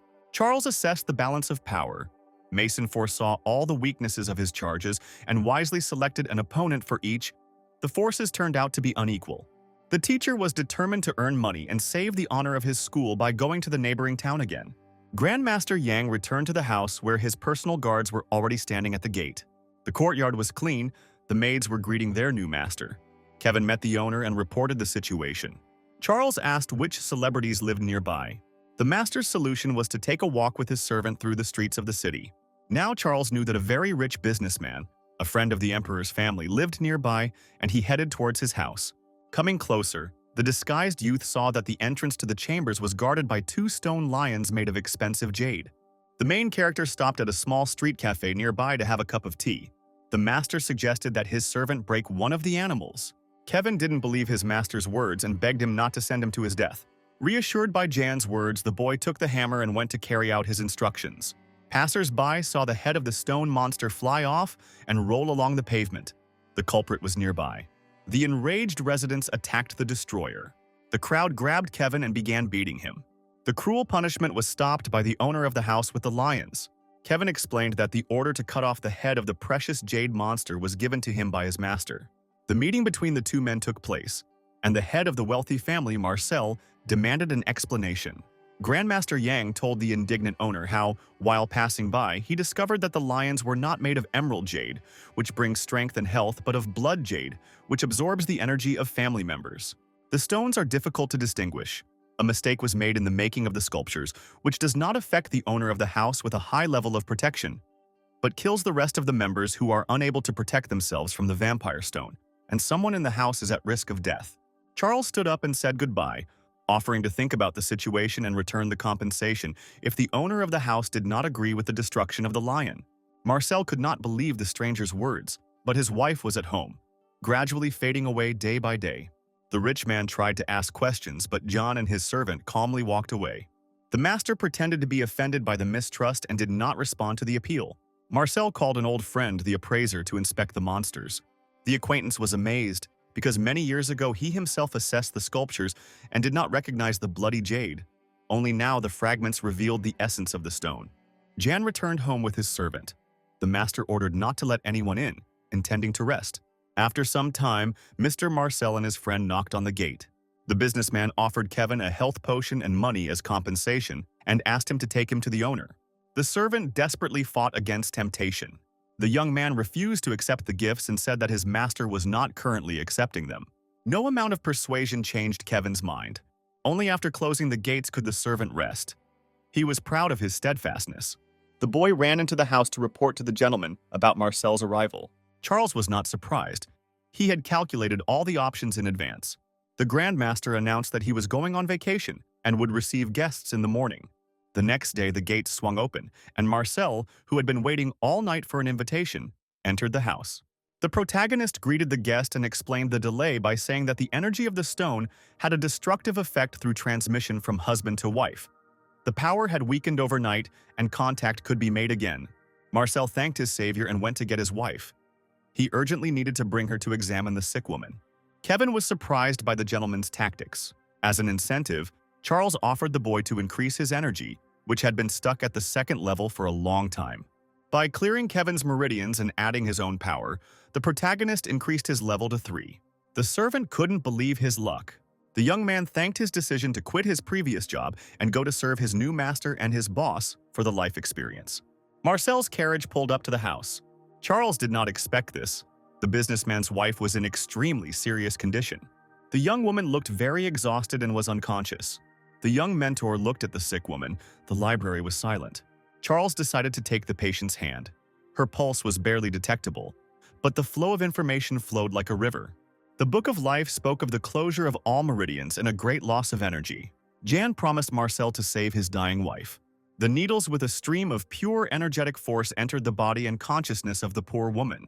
Charles did not have time to name the price of the treatment and the number of courses. When the patient woke up and spoke, together with her husband, she left the healer's house on her own feet, leaving behind an upset Charles. Kevin reassured the gentleman by telling him that the wealthy businessman had left a large sum of money earlier, just after entering the house. The rumor about the miraculous Grandmaster quickly spread throughout the city, and the ancient clan, whose leader was losing health, fighting power, and was very upset, did not remain on the sidelines. The son brought news to his father about a powerful healer. The town was filled with rumors. Everyone was waiting for the arrival of several masters invited by the emperor, but no one expected the appearance of a previously unknown loner. The head of the clan, together with the heir, decided to check the information and personally visit the stranger. Kevin led the guests into the reception hall. The gazes of the two strong personalities met, and they studied each other carefully. The elder doubted the Grandmaster's authenticity and expressed his opinion as he prepared to leave. Charles' words in the person of Ian made the head of the clan suddenly change his mind and respect the owner of the house. The old man threw himself at the feet of the protagonist, begging for help. But it was too late. The master asked to take the guest, who had previously doubted his abilities outside. Left outside the gate, father and son discussed what had happened. The head of the family insisted on a second meeting. He realized that only this man understood the essence of his problem and would help him cope with it. It was necessary to urgently collect money to appease the gentleman. Charles secretly left the city and went to the Pharmacists' Guild, leaving Kevin to spread rumors about a decent fee for Grandmaster Ian's reception. The first part of the order was waiting for the young teacher. The rest was supposed to arrive from afar in a few days. The young man checked the authenticity of the product with the help of an emerald ring, which he had previously received from a skilled hypnotist deceiver, and thanked the pharmacist. William was glad to meet his young colleague and suggested visiting his old friend, who turned out to be a skilled spearmaster, which greatly interested the mentor. He wanted to master additional skills to help Alan in the upcoming competitions. Charles happily agreed, and the new acquaintances went to visit. The famous teacher was very surprised by the young teacher's attempts to quickly learn an unknown technique, because such a thing takes many years to be dedicated to. The young man asked the master to study his home library on martial arts and the use of sharp weapons. The old friends were peacefully drinking tea in the courtyard while their young friend was reading literature, when a fiery spear of enormous energy flew out of the house.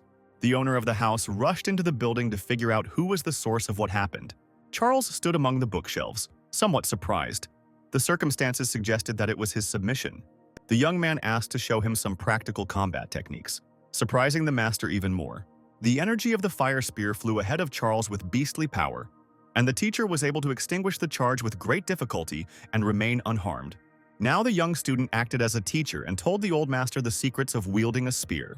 William's friend insisted on paying for the lesson, and Charles unexpectedly received the money. The mentor was pleased with the visit. The new information could be very useful to Alan. Upon returning to school, the young teacher learned from John that 3 of his students had decided to defend the honor of their teacher and would fight with the wards of his colleague Ray, the prize being capsules of quick health. Monica, Alex, and Alan were preparing for battle. Taking advantage of Charles's absence, his competitor put all his students, more than 40 in number, against the trio. The young mentor arrived just in time. Alan had already defeated 6, and his strength was running out. Having suggested replacing all the students with 1 Ray before the decisive battle, Charles gave advice to the young spearman, discreetly patting him on the shoulder and injecting him with a charge of energy and newly acquired knowledge. A single blow was needed to win. Alan completed the task. The enemy was defeated with an instant throw of a weapon with a devastating charge of energy. Ray's students couldn't understand how a first-year student could defeat their formidable mentor. The prize was in the hands of Charles's students, but the teacher explained that the medicines won were of invisible harm and destroyed them.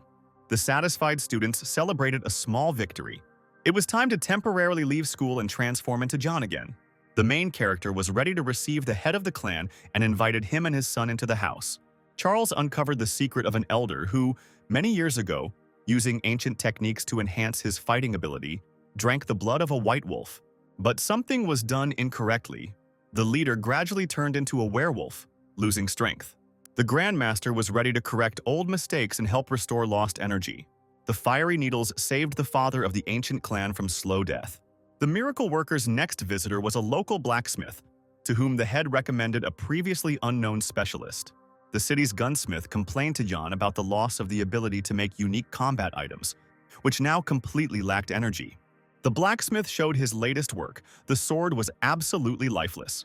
The protagonist examined the weapon, telling its owner that a change in diet would rid him of the problem. The man could not believe the simplicity of the solution and thanked his spiritual savior for a long time. Charles was very tired of his new role, but the money he earned was very much needed to pay for the order. The main character dreamed of the Library of the Heavenly Path. A golden book with empty pages was flying around. The young man realized that in this copy he would have to fill in the information himself. The next day, the long-awaited event happened. Charles was given access to the closed library collection of the Emperor himself. The time spent in the book storage opened up additional meridians and pathways for the flow of pure energy to the protagonist. At this time, having returned from long trips, the head of state became interested in rumors about the appearance of Grandmaster Yan. Specialists in this field collected information from eyewitnesses in order to understand what was happening and verify the information. The emperor decided to invite the stranger to the palace, but the courtier reported that Yang had left the city and the time of his return was unknown. While rumors of magical healing and fixing the problems of famous citizens were circulating around the settlement, the exhausted protagonist spent the 5th day studying the endless volumes of the head of state's book repository. There was only one shelf left with information on poisons. Having mastered the entire famous library, a tired Charles, trying not to fall asleep after several days, went home. He needed to have time to supervise the students and have a good rest before returning to the performance of the duties of Grandmaster.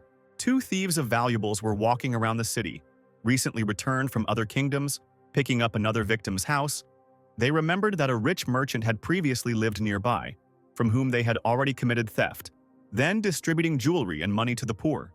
Approaching the familiar building, the robbers were surprised by the huge line of high-ranking people wanting to get inside. Hiding around the corner, the robbers tried to understand the reason for the people's incomprehensible interest. The emperor himself was among those standing at the gate. 3 famous grandmasters from other cities were also hurrying towards the house. Kevin, who opened the gate, was taken aback. He had never seen so many celebrities. The servant said that the master had gone on a trip for a few days and would receive everyone upon arrival. The appearance of the main character was unexpected. The joyful young man told his master what distinguished guests were waiting for him. Charles greeted his dear guests who had been waiting for him for a long time.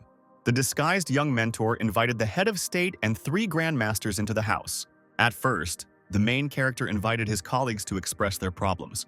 Each of the great masters spoke about his request and asked for help. One of the desires was to move to a higher level, which could not be achieved for several decades. Charles promised to help everyone, but asked for unquestioning obedience, which greatly surprised the experts. The owner of the house invited servants into the hall with sticks and a large bag. A bag was placed over the master's head. Mr. Yang ordered the fighters to beat the defenseless man standing in front of them. Rage and anger played their role, giving impetus to powerful energy to reach a new level. The main character explained that weakness, uncertainty, and timidity prevented him from realizing his plans, and only a strong emotion could help. The great grandmaster thanked his savior. The elder scientists had never seen such methods and were shocked. The emperor's request was to restore the strength and health of a dying elder of the state, whom no one could help. Charles asked in return for 1,000 books on energy levels. The distinguished visitors left, leaving a ring as payment.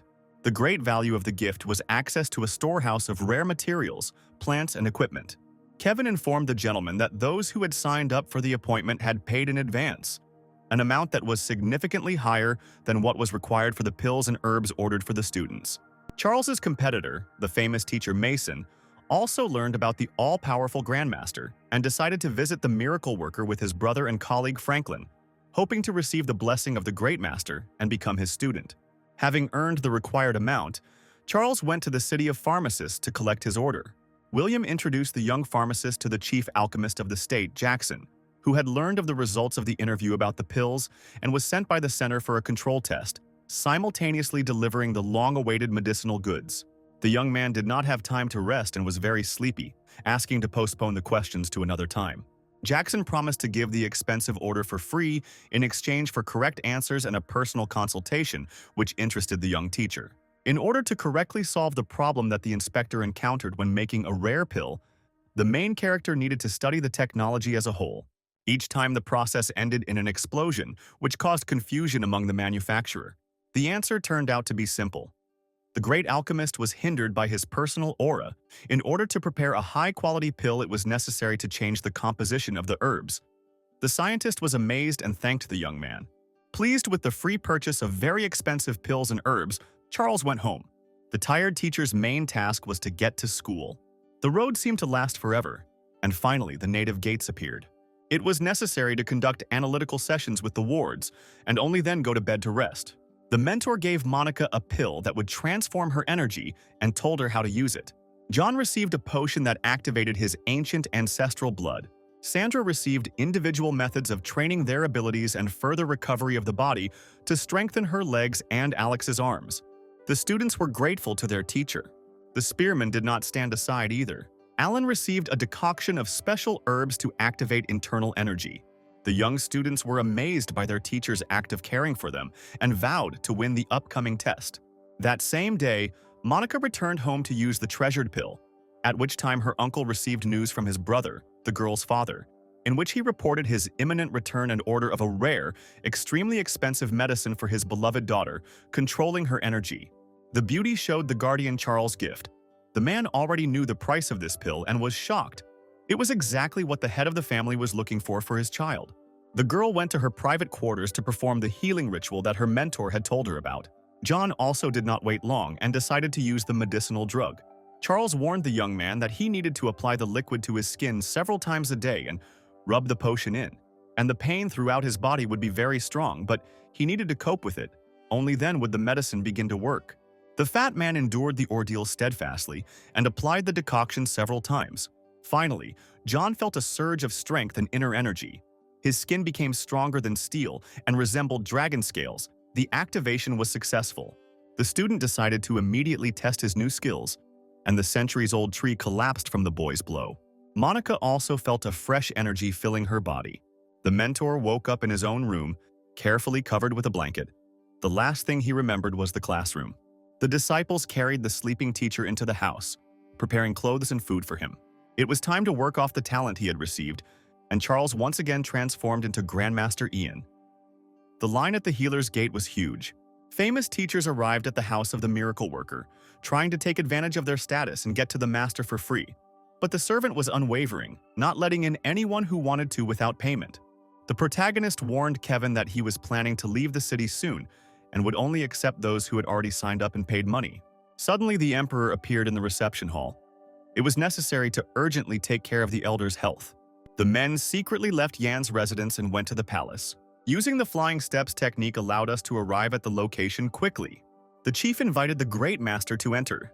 The dying old man was in the main chambers. He was very weak and practically could not speak. 3 grandmasters were nearby. They used all their knowledge, but there was no result. The elder of the state was dying. To prepare the solution, the main character had to render the old man unconscious, then restore his strength to be able to determine the force of the blow. This could only be done with poison, but throughout the country these specialists were outlawed and no one knew them. The Celestial Library was nearby again and immediately collected the necessary information. Charles immediately mastered the new knowledge and was ready to act. The master was determined. He knew that everything would turn out right. The alchemist began mixing the necessary ingredients. The emperor was frightened by the use of poisonous substances. The elder couldn't resist. although his gaze spoke of displeasure, but the poison was poured into his mouth. After a few seconds, the old man, who had been lying motionless, sat up and began to loudly complain.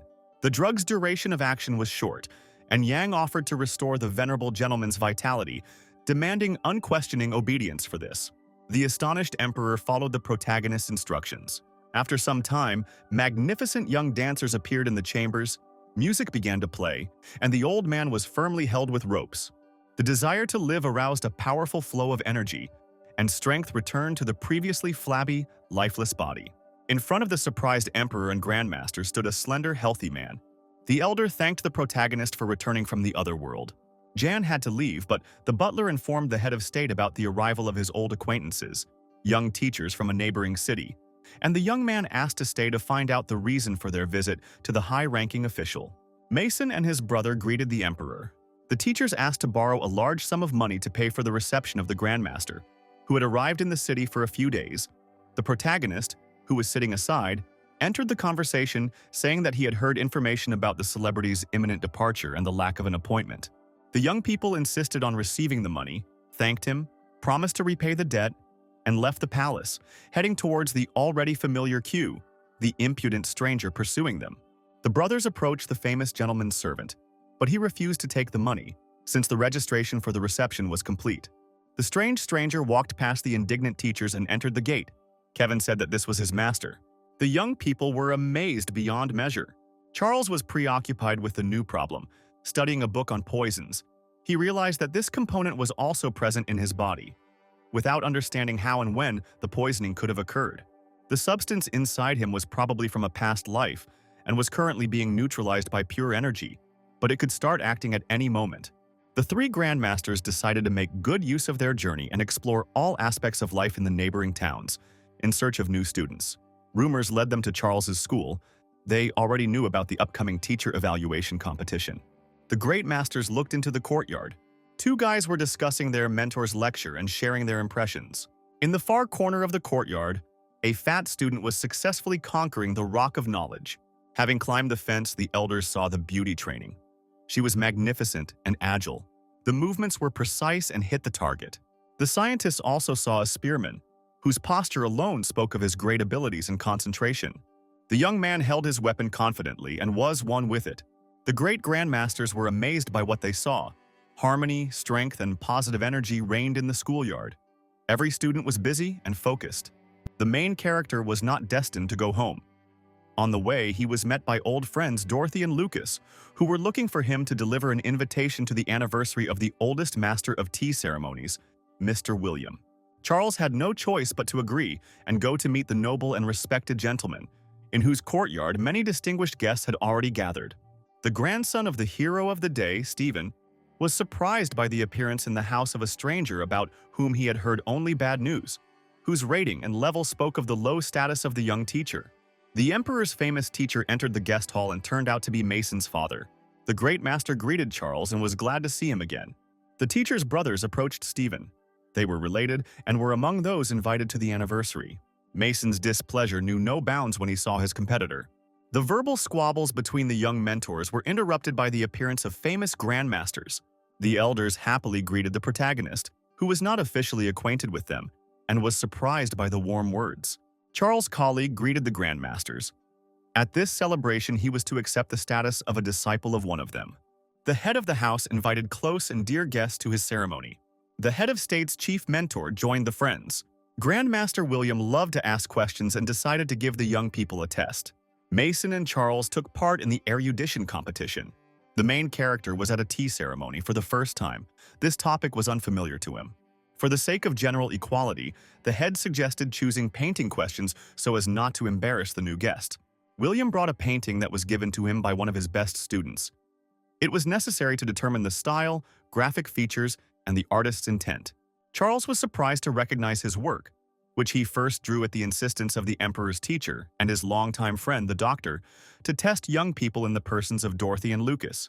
The Celestial Library gave him a theory, but it was the first time the young man had ever held a brush. The painting was so magnificent that 3 more copies had to be painted, which were immediately bought by those present. Mason was the first to take the floor and discussed all the issues of painting and graphics. starting with the style and ending with the time frame for painting a masterpiece. The great master was pleased with his young relative. The main character understood for whom his friend Dorothy bought the painting. Charles didn't try to be disingenuous and immediately revealed the secrets of his own work. They refused to believe the young man. It was a true masterpiece by a master of the highest level.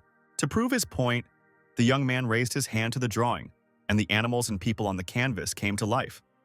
This was the peak of the spiritual connection between the author and the work. Mason couldn't believe that the creation took minutes, not days, as he had previously assumed.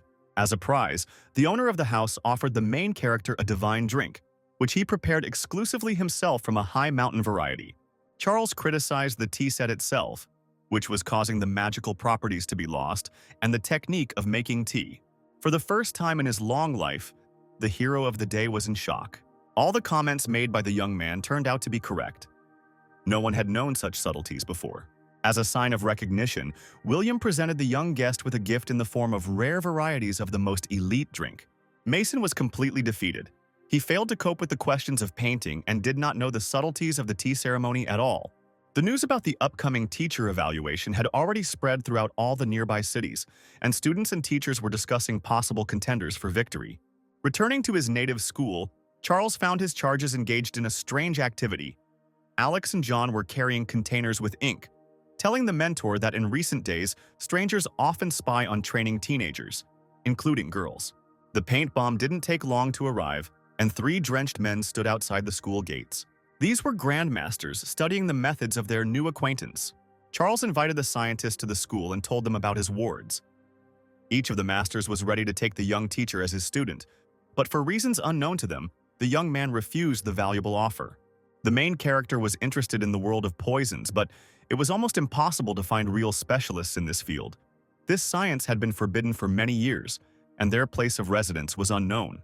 The grandmasters invited the young teacher to visit a special library, entry to which was permitted only to true masters. The scientists themselves decided to ask the great Grandmaster Yan to take them on as students, hoping for a breakthrough in new knowledge and ideas. Charles was completing his journey of transformation into a miracle worker, and he needed to finish all his business before disappearing. The arrival of 3 celebrities to the disguised young man, as reported by Kevin, was very timely. The conversation between the high-level specialists was short. The main character said that he was going on a long journey, but he still had his main student Charles, who would be the senior for his colleagues, whom Grandmaster Yang also took as his wards.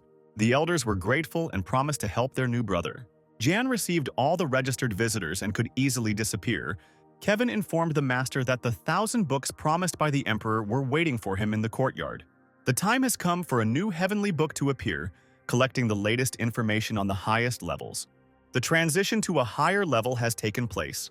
The day of evaluation of the knowledge and experience of teachers came, which was awaited not only by the students of Charles and Mason, but almost all the inhabitants of neighboring cities. Nobody expected the competition to become so popular. Gathered in the stands were family members of the students, including Sandra's father and pharmacists along with William. Even great masters attended this exciting event. 3 famous grandmasters rushed to take the best places. Charles School stepped confidently into the arena. The young mentor was amazed by the number of guests. Everyone came to cheer for the previously unknown teacher, about whom at least half the country had heard in the last month. Mary and her friend were here too. On the opposite side of the court, a team of a young but already stellar and respected teacher Mason appeared. The spectators assessed the participants in the fight, and the advantages were in favor of the high school. The elders discussed the students' level of readiness and the difference in their levels of physical and spiritual development. Charles's students were reaching the 2nd level, while the opponent was 1 level higher. John was the first to ask to enter the competition field. He had been waiting for this event for a long time and had been preparing for it. A 3rd-year student graduated from Mason School. The opponents exchanged greetings. John was not going to give up, although he knew that everyone considered him the weakest link in the team. The first to attack was a pupil of an elite institution. The fat man only swayed slightly from the powerful push. John assessed the blow as a mosquito bite. He didn't even defend himself. The competitor was in shock. He invested significant energy, expecting the enemy to be defeated, but there was no effect. The young man used all the combat techniques he had learned, but the enemy stood firmly on his feet and only slightly dodged the direct blows. Charles's student easily blocked the tired opponent's hands. The partner couldn't move. It was as if he was in iron shackles. John knocked out his competitor with one blow, not giving him a chance. The fat man was irritated by the arrogance of his opponent, who believed in his success and the incompetence of his rival. The young man proved to himself and everyone that it was worth studying in Charles's class. It was Mason's first defeat at the test, with 4 more matches to go. The outraged rivals did not want to admit defeat. The judge ruled against the controversy and declared John the winner. It was the turn of the spearman. Alan was confident of victory. Mason's friends, his brother and Thomas, the owner of a restaurant and Charles's secret enemy, stood on the high platform and celebrated the success in advance, knowing the preparation of the famous mentor's student. 2 best friends since childhood, who became rivals for a time, met in the arena. Mason's protege conceded defeat early and left the battlefield. The star teacher was irritated, but the young man explained that he constantly trains with his partner and knows his abilities. Sandra insisted on being the next number in the fight. The beauty got a strong opponent who knew no mercy. The young man attacked swiftly, instantly knocking down the timid girl with his blow and celebrating his success. The joy of victory was short-lived. The faces of the mentor and friends became blurry. Their cries were indistinct. It was unclear what was happening. Then the competitor saw his rival standing in front of him, and for some unknown reason he was lying on both shoulder blades. Mason's student attempted to get up and continue the competition. Sandra easily avoided close combat, moving quickly around the arena. Seizing the moment, the girl dealt her opponent a crushing blow with her right leg, although everyone present knew the story of the child with a severe, incurable injury. Mason's pupil was angry and tried to respond with a counter hook, but missed. The pink-haired beauty was lightning fast at a distance of several meters. This was a previously unknown method of movement that she had mastered in recent days. The young man did not give up and tried to win back. He expected a quick victory, but the fight dragged on. Sandra once again surprised the crowd, including her father, by delivering a powerful kick with her right leg. The enemy could not hold out and was defeated. As he fell, Mason's student made a sneaky move, grabbing the girl and pulling her down with him. The referee was forced to call it a draw. The spectators were outraged. They did not expect such nastiness. It was an unfair outcome of the fight. Sandra was very upset. Her friends tried to calm her down. Charles praised the upset girl. He noticed his own lack of training, paying attention to technique. He did not pay attention to her lack of confidence. This needed to be worked on in the future. It was Alex's turn to show off his martial arts. Mason had studied the problems of each of his competitors' students in advance and knew that the blonde had weak hand strength, so he fielded a hand-to-hand fighter. The fight began with a swift attack from Charles's student. The Iron Fist, as the opponent was called, was ready to defend himself. The fight was intense. The forces were approximately equal. Both students were well prepared. But Alex struck more often and faster, his hands flying from all sides, which was a surprise for the opponent, who knew the weakness of his competitor. The blonde's next attack followed, and a powerful blow with his right hand found its target. The force of the blow was great, and the young man with steel hands was unable to stay on his feet. It was a complete victory for Charles's school. Mason's student refused to continue the fight, worrying about his health. The judge announced the score as 3 wins and 1 draw in favor of the young coach. Charles congratulated the students and thanked them for their support. For his sake, the students were ready to seriously develop and defend the honor of their class. The star teacher was very upset and invited his opponent to a personal duel. But Charles's students challenged the teacher to a fight, and they were ready to defend their respected mentor at the cost of their own lives. No one had seen anything like this before, and the eldest of the grandmasters, Ron, was the most shocked by the teenager's resilience. A golden book from the Heavenly Library appeared before Charles, and it had only 1 page in it. Mason accepted the challenge of the young fighters. He was not going to give up. John was the first to enter the battle, but the star teacher was able to dodge the powerful onslaught at the last moment and stay on his feet. The fat man was pleased and ready for a new offensive. The team of students went on the offensive as a whole. The students attacked the offender from all sides. Alan was preparing his signature ice arrow strike, which his mentor had passed on to him. Mason understood why his spearman refused to fight, as he knew his friend's abilities and was barely able to dodge the formidable weapon. Sandra was irresistible, hovering over her opponent and landing blow after blow. Now the famous teacher understood why his students were unable to win. The competitors' students were significantly superior to them. It's time to show your abilities through an experienced mentor. Charles's students had a hard time dealing with the renowned fighter. Mason used higher-level techniques that the beginners could not handle. Monica entered the fight using her new skills and energy flows. She was very determined. The famous teacher was amazed by the beauty's hidden abilities. Charles's students knew they were weaker than their opponents, but they were not about to give up. Mason parried blow after blow. Suddenly, Fat John captured the enemy in a steel ring. Now it was possible to attack without hindrance, attacking from all sides. The teacher tried to free himself, but he couldn't loosen the grip. This was a tactical move by the students' team. The students continued to demonstrate their abilities. Monica practiced new skills and expertise. The fight stopped unexpectedly. Charles stopped the students who were carried away by the fight. The young mentor ordered John to let go of the enemy. The teacher analyzed the tactical techniques of his students and pointed out the mistakes made that prevented them from achieving the final victory. Charles was unhappy with the team's poor performance. There were many shortcomings. Having finished analyzing the fight, the teacher allowed the students to continue the fight. The students were surprised by the new opportunity to attack. The emperor's teacher, who was also the father of the star teacher, stood up for Mason and was extremely dissatisfied with the behavior of his adult son. Charles agreed with the decision of the great master. He asked the elders to take his competitor as a student, given his great desire and abilities. Grandmaster Ron gave his consent. Mason thanked the teacher. The teacher confessed that before the fight he gave his students illegal pills and asked renowned scientists to remove toxins from the bodies of his charges to avoid serious health consequences. The grandmasters were unable to help the teenagers. Charles promised to take care of the problem. The competition judge announced the final result. He had never seen such an interesting assessment in his many years of practice. That same day, Charles's schoolyard was filled with people wanting to attend his classes. The young mentor met with the grandmasters, who offered the young man to choose a mentor in order to later receive the status of a great scientist. The main character was interested in where he could learn about poisons and pass the exam for the corresponding title. Ron handed Charles a tester token for the spiritual level, without which the knowledge test was impossible. The wisest one told where the tests were taking place.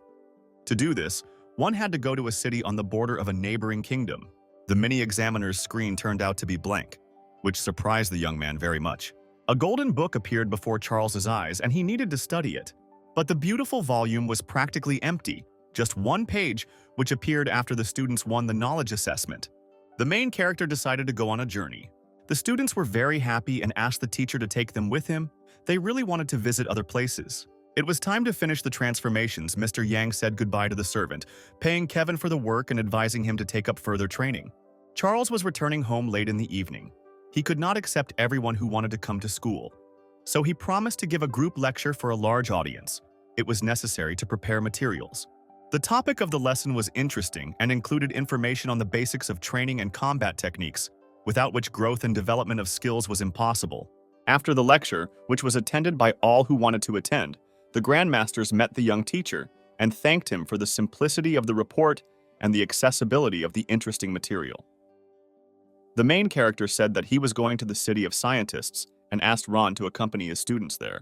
Having completed all his business, the main character set off on a long journey. It was difficult to get into the place where the specialists lived. It was carefully hidden, but Mary volunteered to accompany her old friend and introduce him to the one who knew the way to the Cave of Poisons.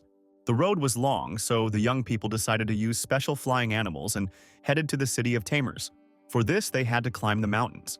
On a mountain forest path, the couple was met by a young man who introduced himself as the prince of a neighboring kingdom, Jacques, who was studying the animal world and preparing for an exam in taming. A young man with security was heading there and suggested that everyone go together. In order to continue on his way, the eminent person had to complete the task of taming a wild beast for which he had now set a trap. The Celestial Library told the protagonist the disadvantages of an ambush. Jacques did not want to listen to the advice of his new fellow traveler, who was completely unfamiliar with the life of animals. A golden beauty, a saber-toothed puma, appeared from the thicket of the forest. The archers prepared to direct the predator into the trap. The beast did not expect the attack and began to get angry. The prince activated the animal path control levels. The beast fell right into an invisible cage, but the defense didn't work and the predator was ready to settle accounts with the people. The guards rushed to help their master, but the puma's strength was enormous. The shaggy monster approached Charles with his companion, and the young man tried to calm him down. Realizing that words had no effect, the protagonist resorted to brute force. A few seconds later, the huge animal lay unconscious at the feet of the young teacher. The puma submitted to its new owner, and all that was left for Charles to do was to pet the red-haired beauty and give her a drop of his blood. The teacher explained to the unsuccessful tamer why the trap did not work and how he managed to tame the beast. The tired hero decided to continue his journey with a new assistant. Charles and Mary invited Jacques to join them to get to the city faster. The road was not short. The puma was tired from the heavy load. It was necessary to arrange stops for rest. While the animal was gaining strength, the fellow travelers started talking. The prince was upset. He had not managed to tame anyone, which meant he had failed the exam. The main character suggested finding a replacement, and Jacques remembered a small, nimble bird that had been following them for several days and always did nasty things right on him. No one had managed to catch it. The feathered one didn't keep us waiting long. There was no time to think, and Charles grabbed the nimble bird. The bird turned out to be an ancient species of a virtually extinct genus. Jacques was surprised by the abilities of his new acquaintance. The small bird categorically refused to obey anyone, which angered Charles, and he offered the bird two options. It had to choose to obey the prince or become dinner for the puma. The deal was made, Jacques acquired a tamed living creature, and everyone set off on their journey. The city of Tamers was located high in the mountains and consisted of several levels. People lived in ordinary houses, and animals and birds were given special places. Flying animals were kept under special control and had a price, and exams were held in the animal hall. Along the way, Jacques met his competitor, a prince from a neighboring kingdom who also arrived for the test. On the stone parade ground, another person wishing to become a tamer was waiting for his new acquaintances. A representative of another kingdom descended into the hall on a large eagle. The girl was so charming that the boys stopped their verbal debates and discussions of her abilities and shortcomings. The huge bird behaved very quietly and obeyed its mistress unquestioningly. The future tamers stood waiting for the examiners. Charles and his friend watched the events from the side. Finally, one of the mentors entered the hall and explained that the level of the tamed animal must be equal to or higher than that of the tamer, and the level of trust must correspond to the required indicators. The prince who tamed the wolf received high praise and level. The next heir to the throne could also boast of his result. The princess received a higher score for taming a huge, high-ranking bird. It was Jacques' turn, his little bird rapidly circling in the air. The examiner could not believe that this small specimen was worthy of evaluation and shamefully threw out its owner. The master was angry and did not want to listen to excuses. Charles stood up for his fellow traveler, accusing his mentor of ignorance for failing to recognize the category and level of the bird. At this time, the chief tamer entered the hall with his assistants. The senior specialist tried to sort out the dispute. The main character indignantly proved that Jacques was right. Charles spoke about the little beauty, specifying that it was a rare specimen of a very ancient lineage, and accused the examiner of lacking professionalism and desire to understand the situation. The inspecting handler tried to justify himself and apologize. The second stage of the exam was coming up, and the main character wished success to his new acquaintance. The princess, a girl named Emily, was amazed by Charles's knowledge and taming of a wild puma. The obedience and trust level test was successful. The chief examiner was surprised by the high score. Jacques told how his companion was able to cope with a large predator and a cute bird. The master of the hall told the main character that he would be able to pass the exam to become a beast tamer himself. Emily tried to ask Mary about Charles's sudden success, to find out if he had been involved in taming before, but the teacher's friend said that there was no such profession in their town. The protagonist agreed to take the exam, but asked to use the local library on animal taming. The library turned out to be huge, and Charles was at a loss. There was little time. It was necessary to find a quick way to study the numerous literature. The method was found, and the Celestial Library instantly produced the result. Charles was ready for the tests, and to speed up the process, he asked for the exam to be conducted in the form of an interview. Having answered the questions quickly and correctly, the main character proceeded to the second stage. It was necessary to tame an animal of a higher rank. In order not to waste time searching, the young man offered to tame the golden eagle that belonged to Emily, promising him a promotion. The bird turned out to be very smart, and the end result of the unexpected meeting with Jacques was that the young teacher received the title of Tamer of the First Star. The handsome eagle received a promotion and became subordinate to Charles, upsetting Emily. Now it was necessary to obtain permission to use the flying animal and move on further on our journey. The only free animal was a tiger-headed predator with huge wings, but its health condition was alarming. Veterinarians could not make a diagnosis, and the animal was on the verge of death. The shaggy monster didn't let anyone near him. Charles took over the duties of a doctor and concluded that it was necessary to urgently make a pill from special herbs. The only first-level alchemist was the already familiar Emily, but she still didn't know how to make drugs. There was no choice. The girl had to agree. The main character convinced her that he would explain the technology step by step. She just had to strictly follow his orders. The oven was ready to go and the process began. The princess deftly worked her hands, listening to instructions, periodically doubting the competence of her mentor. The equipment was getting hotter and hotter and was ready to explode.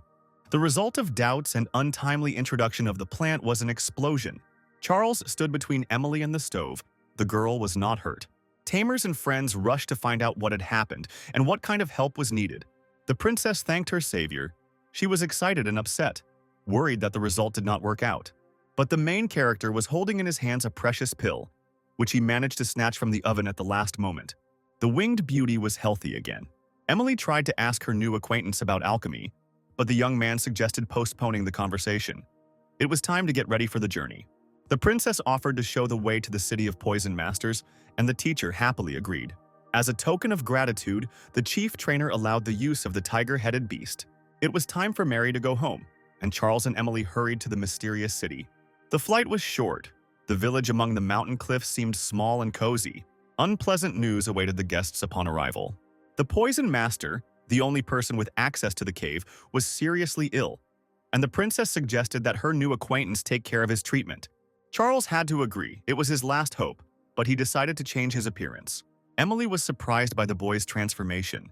The young men entered Master Sullivan's yard. The girl convinced the manager that she had brought a doctor to examine the patient, and they were allowed into the house. The patient's appearance was terrible. The old man practically did not speak and moved around in a wheelchair with outside help. The protagonist quickly determined the cause of the poison master's grave condition. The toxicology specialists had an agreement. In the event of failure to fulfill the terms of which, or the death of the senior, the subordinate would slowly die from a deadly worm that destroys the person from the inside. Sullivan confirmed the young man's words. His mentor died unexpectedly, which activated a terrible mechanism. Charles began to heal, trying to drive out the tormentor with streams of his energy. Only after numerous acupunctures of the entire body was it possible to cope with the difficult task. The worm was very aggressive and did not want to leave the victim's body. The life of the poison master was saved. He began to thank the unknown healer, but the elder was still very weak and asked the young man to help him recover. As a token of gratitude, the manager offered the protagonist a visit to a library with books on poisons. The courses of maintenance therapy were successful, and the patient recovered completely. A grateful Sullivan told Charles about the Cave of Poisons, the keeper of which suddenly died, leaving no successor. Now 3 candidates are fighting for the high post and accepting no one. The main character asked the master to take him to the Hall of Poisons. The study of literature passed quickly. The young teacher was ready to set out. The only way to get there was to introduce himself as an envoy from the central headquarters to appoint a new keeper of the cave. The road was among the mountain peaks. On the route, there were numerous huge worms and various insects. Sullivan told the secret of a secret place. It was the birthplace of the magical Red Lotus. Finally, the entrance appeared, the very sight of which with a huge evil spider indicated that the heroes were on the right path. The guests were met by 2 guards. They were surprised that the master had brought a stranger. Charles had to force security to call the hall representatives. The sounds of the struggle brought out the senior toxicologist, who was informed that a messenger from the center had arrived. The black-eyed man did not believe the young man and demanded proof. 3 deputy custodians followed, each of whom dreamed of taking the vacant position of chief specialist. Charles took the initiative and, as a representative of the headquarters, sent the healers to prepare for the tests, based on the results of which an appointment to a position would be made. The protagonist set aside 2 hours for preparation, asking to be accompanied to the library to wait. The black-eyed caretaker showed the young man the way to the treasured book depository. Charles had not expected to gain access to the volumes so easily. While the young man was studying literature, Master Sullivan was interrogated. The elder said that the representative appeared unexpectedly, cured him of a deadly worm, and ordered him to be taken to the Cave of Poisons. Suddenly, a guard ran into the hall and announced the arrival of another envoy from the center. Sullivan was extremely frightened. He understood that the hour of reckoning had come, and he could not escape. A high-ranking representative of the headquarters presented his badge confirming his status. Warren's task when he arrived was to appoint a new chief keeper and collect the lotus seeds, which ripened once a year. An unsuspecting Charles emerged from the library doors, ready to take the exam. Warren suddenly attacked the imposter. The protagonist did not lose his head. He said that he was sent to supervise the appointment and laid out all the information about the envoy. The headquarters representative was surprised by the awareness. He completely obeyed his senior in status. Charles told the messenger about his health problems and gave advice on how to heal and level up. Warren discovered secret information about the cave. The entire city stood on a volcano, and in the Hall of Poisons, a red lotus blossomed and produced seeds once a year using the energy of lava. The main character had already found the name of his own poison and asked a specialist about its properties. The condition turned out to be incurable, and death occurred before the age of 30. The information he received greatly upset the young man. It turned out that he had received the poison in his mother's womb, merging with his blood and soul, which is why treatment was impossible. Charles tried to find a way out and continued questioning. Warren said there is a legend that only one great man in history was able to cope with the poison and lived for 10,000 years. His name was Sky Joe. The caretaker led the messengers into a secret room in the middle of the cave. In the center of the huge cave, streams of fire splashed. In the very center grew that same magical red lotus. Its crimson flower blossomed once a year and immediately produced seeds with extraordinary properties. This year there was a problem with harvesting the fruit, as a huge dragon settled in the lava and did not allow anyone to approach it or the plant. As the elder, Charles ordered his partner to tame the fire monster under his control. Warren didn't believe he could defeat the monster, but he accepted the challenge. The forces were unequal. The dragon's skin was hardened in fire and was stronger than steel. In addition, the reptile was able to spew balls of flame. Charles studied the monster's actions and understood how to act. He ordered his colleague to put away his weapon and embrace the formidable enemy. A couple of minutes later, the powerful beast was sleeping peacefully at the feet of the surprised headquarters envoy. It turned out that the monster was very lonely, and the use of weapons forced him to defend himself, and affection led to trust in the guests. Warren went to carry out the center's instructions to collect seeds. As a token of gratitude for the assistance provided, the envoy handed over part of the collection to his partner. Warren also gave Charles an amulet that could help those in need. It was time to continue the journey to the city of Grandmasters, and Charles flew off to new adventures. While their mentor was receiving the status of a tamer and studying the granite of knowledge in the field of poisons, his students, under the supervision of Ron and Mason, reached the neighboring kingdom, where they were supposed to meet their teacher. The young heroes found themselves in such a huge city for the first time, and they were surprised by everything in this metropolis. The senior grandmaster suggested that his charges explore the new place. Mason decided to master the art of painting. He was impressed by the work of his competitor, and he wanted to learn how to paint pictures too. In the painter's shop, the teacher was shown various works. It turned out that Charles had arrived earlier and had already visited this place, leaving new masterpieces.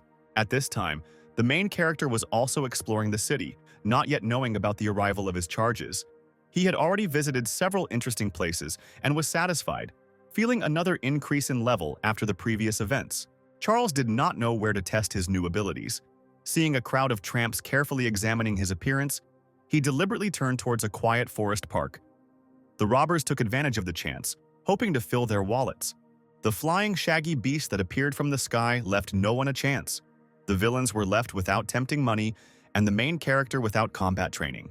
The frightened enemies were forced to give their coins to the unknown youth, who was guarded by a terrible predator. The main character went through the air for a further walk through the forest thicket. His attention was drawn to a fighter who was trying to tame a large, ferocious bear. The young teacher became intrigued by the battle between man and beast and landed nearby to continue observing and intervene if necessary, transforming into Ian again. The bear turned out to be stronger, and the young man had to come to the aid of the stranger, advising him on taming tactics.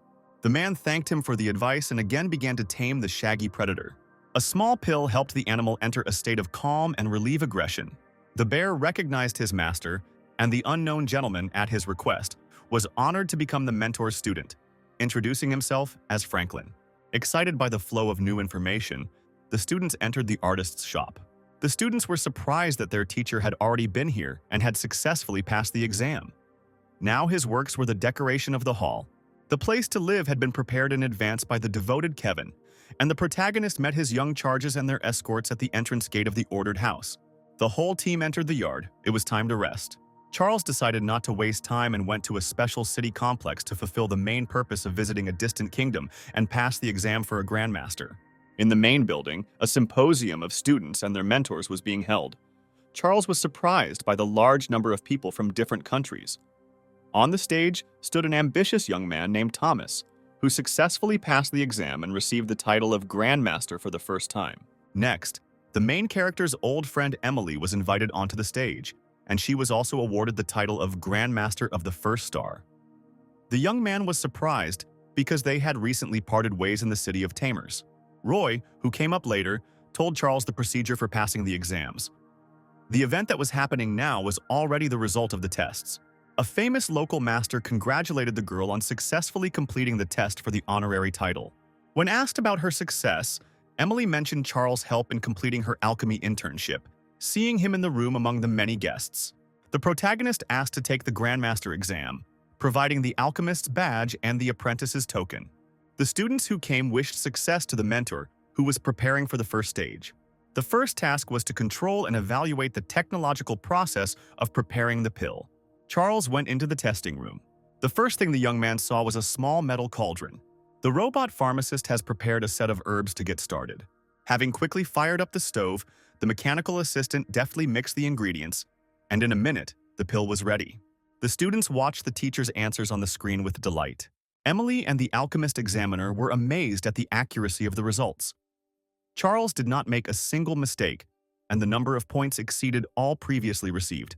Word of the young teacher's excellent results spread very quickly. The chief alchemist of the center was completing the process of internal improvement. A servant who ran in screaming interrupted his master's important mission.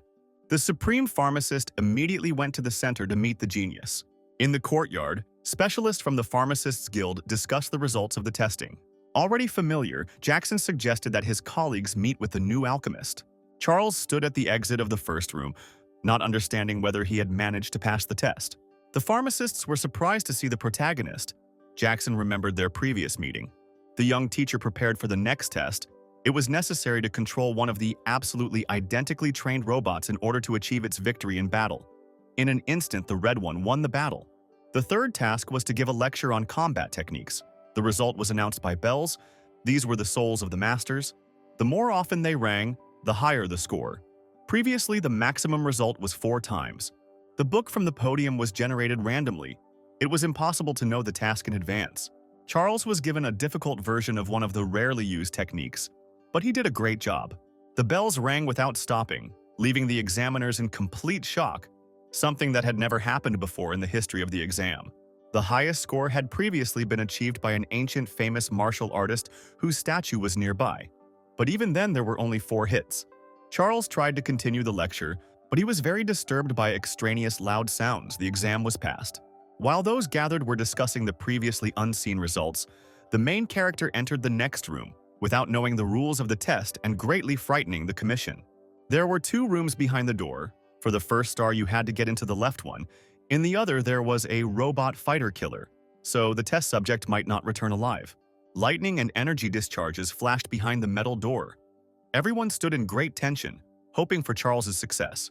Not expecting a trick, the main character entered the first room, where he was immediately attacked by a robot, having destroyed which the young man faced another, stronger steel opponent. The fight was not easy, but the man won. The senior overseer of the Grandmaster Complex decided to notify his superior about the outstanding achievements of one of the students taking the 1-star exam. Franklin, the chief master, was relaxing, having fun with his new shaggy friend. When Charles left the ill-fated room, a large number of specialists of different levels, including top stars, had gathered in the hall. Before everyone's eyes, the main character's energy potential increased. To complete the exam, it was necessary to have a student with a high status.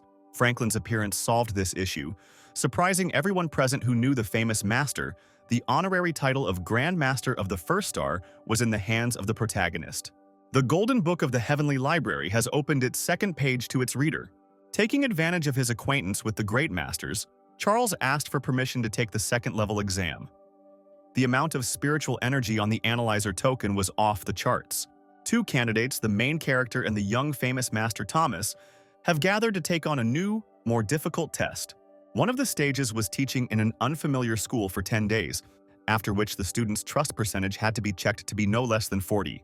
Charles spent the next day in the famous Grandmaster's library, where he had long wanted to get to, but to get information about the Celestial Joe, he needed 2 stars. The day of teacher recruitment arrived, and before the interview, the subjects' appearance and names were changed. Now they were Charlie and Tom. Seeing the number of competitors, the young men were confused. The head of the school would not have time to accept the huge queue of applicants before the evening, which meant that the task would be failed. Having registered, the future teachers began to think about how to get into the school academy. The enrollment consisted of only 3 teachers. The head teacher decided to hold a group interview after seeing a huge number of applicants. The candidates were presented with 2 problematic students, showing all their abilities.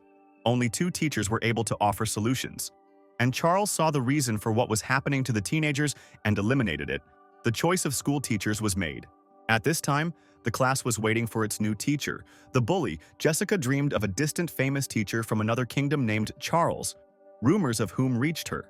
Having learned that the choice fell on an unknown teacher, the girl decided to organize a general strike against him. The beauty gathered her classmates and told them the plan to fight the stranger. They had to act correctly and carefully.